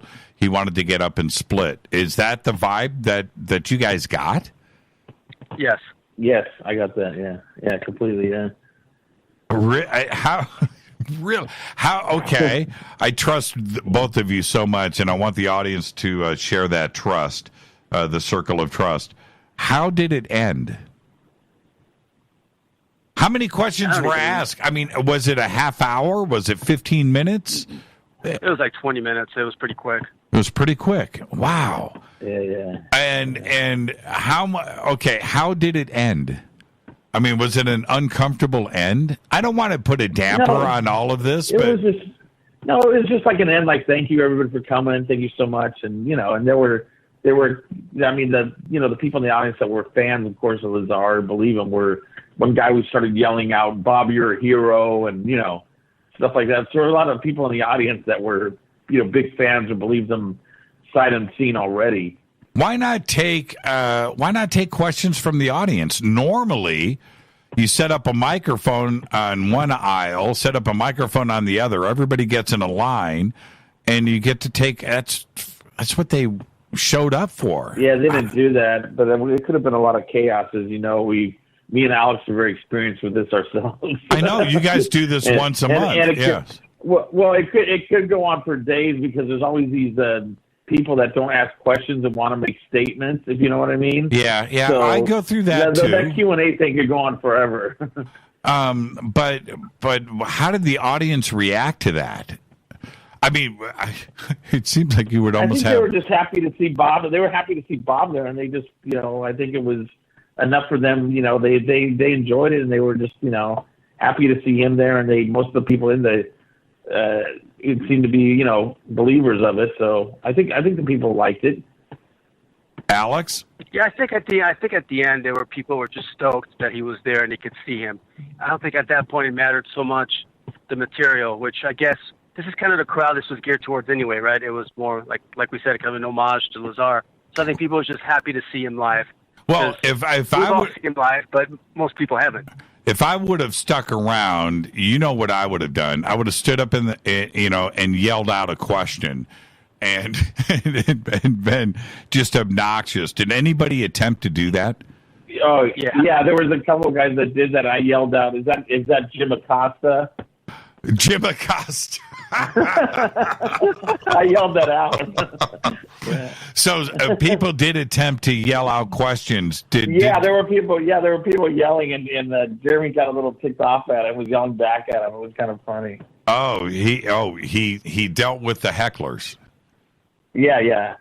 Interesting. It's so funny. Well, yeah, Jeremy can be pretty strong. I'm sure that was an uncomfortable moment.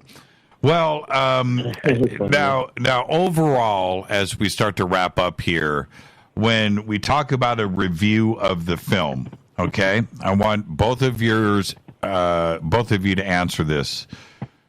When you read a movie review, there's always a synopsis. There's always an ending where the movie reviewer or the critic will suggest the way that they would have made the film, right?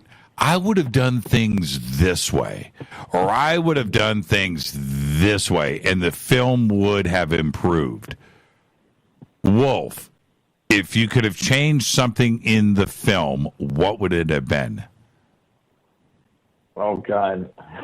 You want me to be that harsh? I do. No, it's like, I thought he did, like you said, I thought he did a good job. If it was just my piece, myself, I would have sped things up and gotten to things quicker instead of later, like 45 minutes in. I would have gotten to the story, knocked it out for people that didn't know about him, tightened that up and done that kind of quick so people got the sense of that. And like you said, the stuff with Papoose a little more. And then gotten into, but I think he just hung too much on I understand that the Mickey Rourke stuff had to be there because he needed an A-lister to get stuff for his film. I get all that, but the dialogue was horrible. That could have been redone. But as far as like the interviews that he did with Knapp in the old interviews, he just hung on those too long, and there was I think there was too much Jeremy in it too. But that's how I would have done it. Alex, what would you have changed? I would have taken Bob Lazar as close as possible to Area 51 at the gate even, and ask him the most difficult questions right there and then at the area and see how I don't he think responds. he'd want to go to that. I don't think he would have done that. Well, hypothetically, right? I think that would have been real interesting to see his response back or, at the spot, so to speak. What do you think? I think that would have been dramatic. And I think there was something else that was left out in the film. And so I'm going to ask both of you the same question. We've got 5 minutes. Alex, Bob's impact cannot be measured, and I understand that. But Bob's impact on research and how we have looked into things, gravity waves, propulsion systems, this has forced a lot of research and professional physicists and researchers to look at things probably a little bit differently. His impact has been pretty significant, don't you think? Oh, absolutely. And I think that's great. I think those are things we should definitely look into. And I think whether, it validates him or doesn't, ultimately just looking into, any scientific issue in relation, because it's really important. It's a big part of this case, right? Whether his science holds up or not. Right. And we absolutely need to look into that. There's no getting around it. Wolf, what do you think Bob's biggest impact has been on ufology? Well, I think it's definitely, it's like I said, it was a game changer, at least for me, and it was a game changer for, a lot of people as far as the, there's nothing before like that, like Alex said, that where somebody's, I was working on alien technology. Now, after that, we do know about the Dan Burish case, and about Bill Uhouse, right, with the J-Rod. Mm-hmm. So, but Lazar stuff took off, from that was just more interesting because of, you never heard stories. It was always about lights in the sky or that kind of thing, or abductions. So this was kind of like the first time a guy said, yeah, I worked on ET technology. So that's why it was so important. I think it was a game changer. Well, I want to thank both of you for this, and I can't wait for our next dinner together. Last night was just a little teaser, but we've got to do that really soon and stay up really late. And there's nothing like it when see, this is the thing. Not only with this show, but with members of the community. I've been seeing this from the both of you for over 10 years, where you guys invite open conversation. You've been doing it month after month after month at MUFON and now UPARS, where the openness and the communication and from the community and bringing in researchers to get the dialogue going is exactly what you two have been doing for so long. And I want to take the opportunity right now to thank you for the both of you for what you have done, along with, of course, Steve Murillo. And what you have done here in Los Angeles County, it's just been incredible, and thank you both for that. No, thanks, Jimmy. Thanks, Jimmy.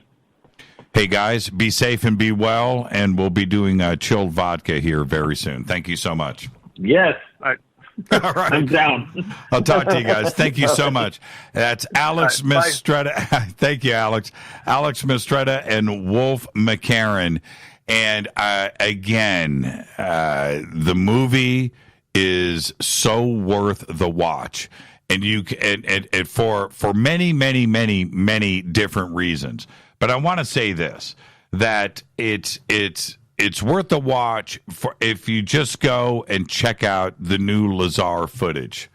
All right, some of the other footage that is there is done to support the film, and it's footage that we've seen over and over again. It's been in the public domain for a long time, but that's not what's important here. Okay, the film is significant, and if you view it just as a tribute, there is enough stuff there for everybody to just come away feeling pretty good.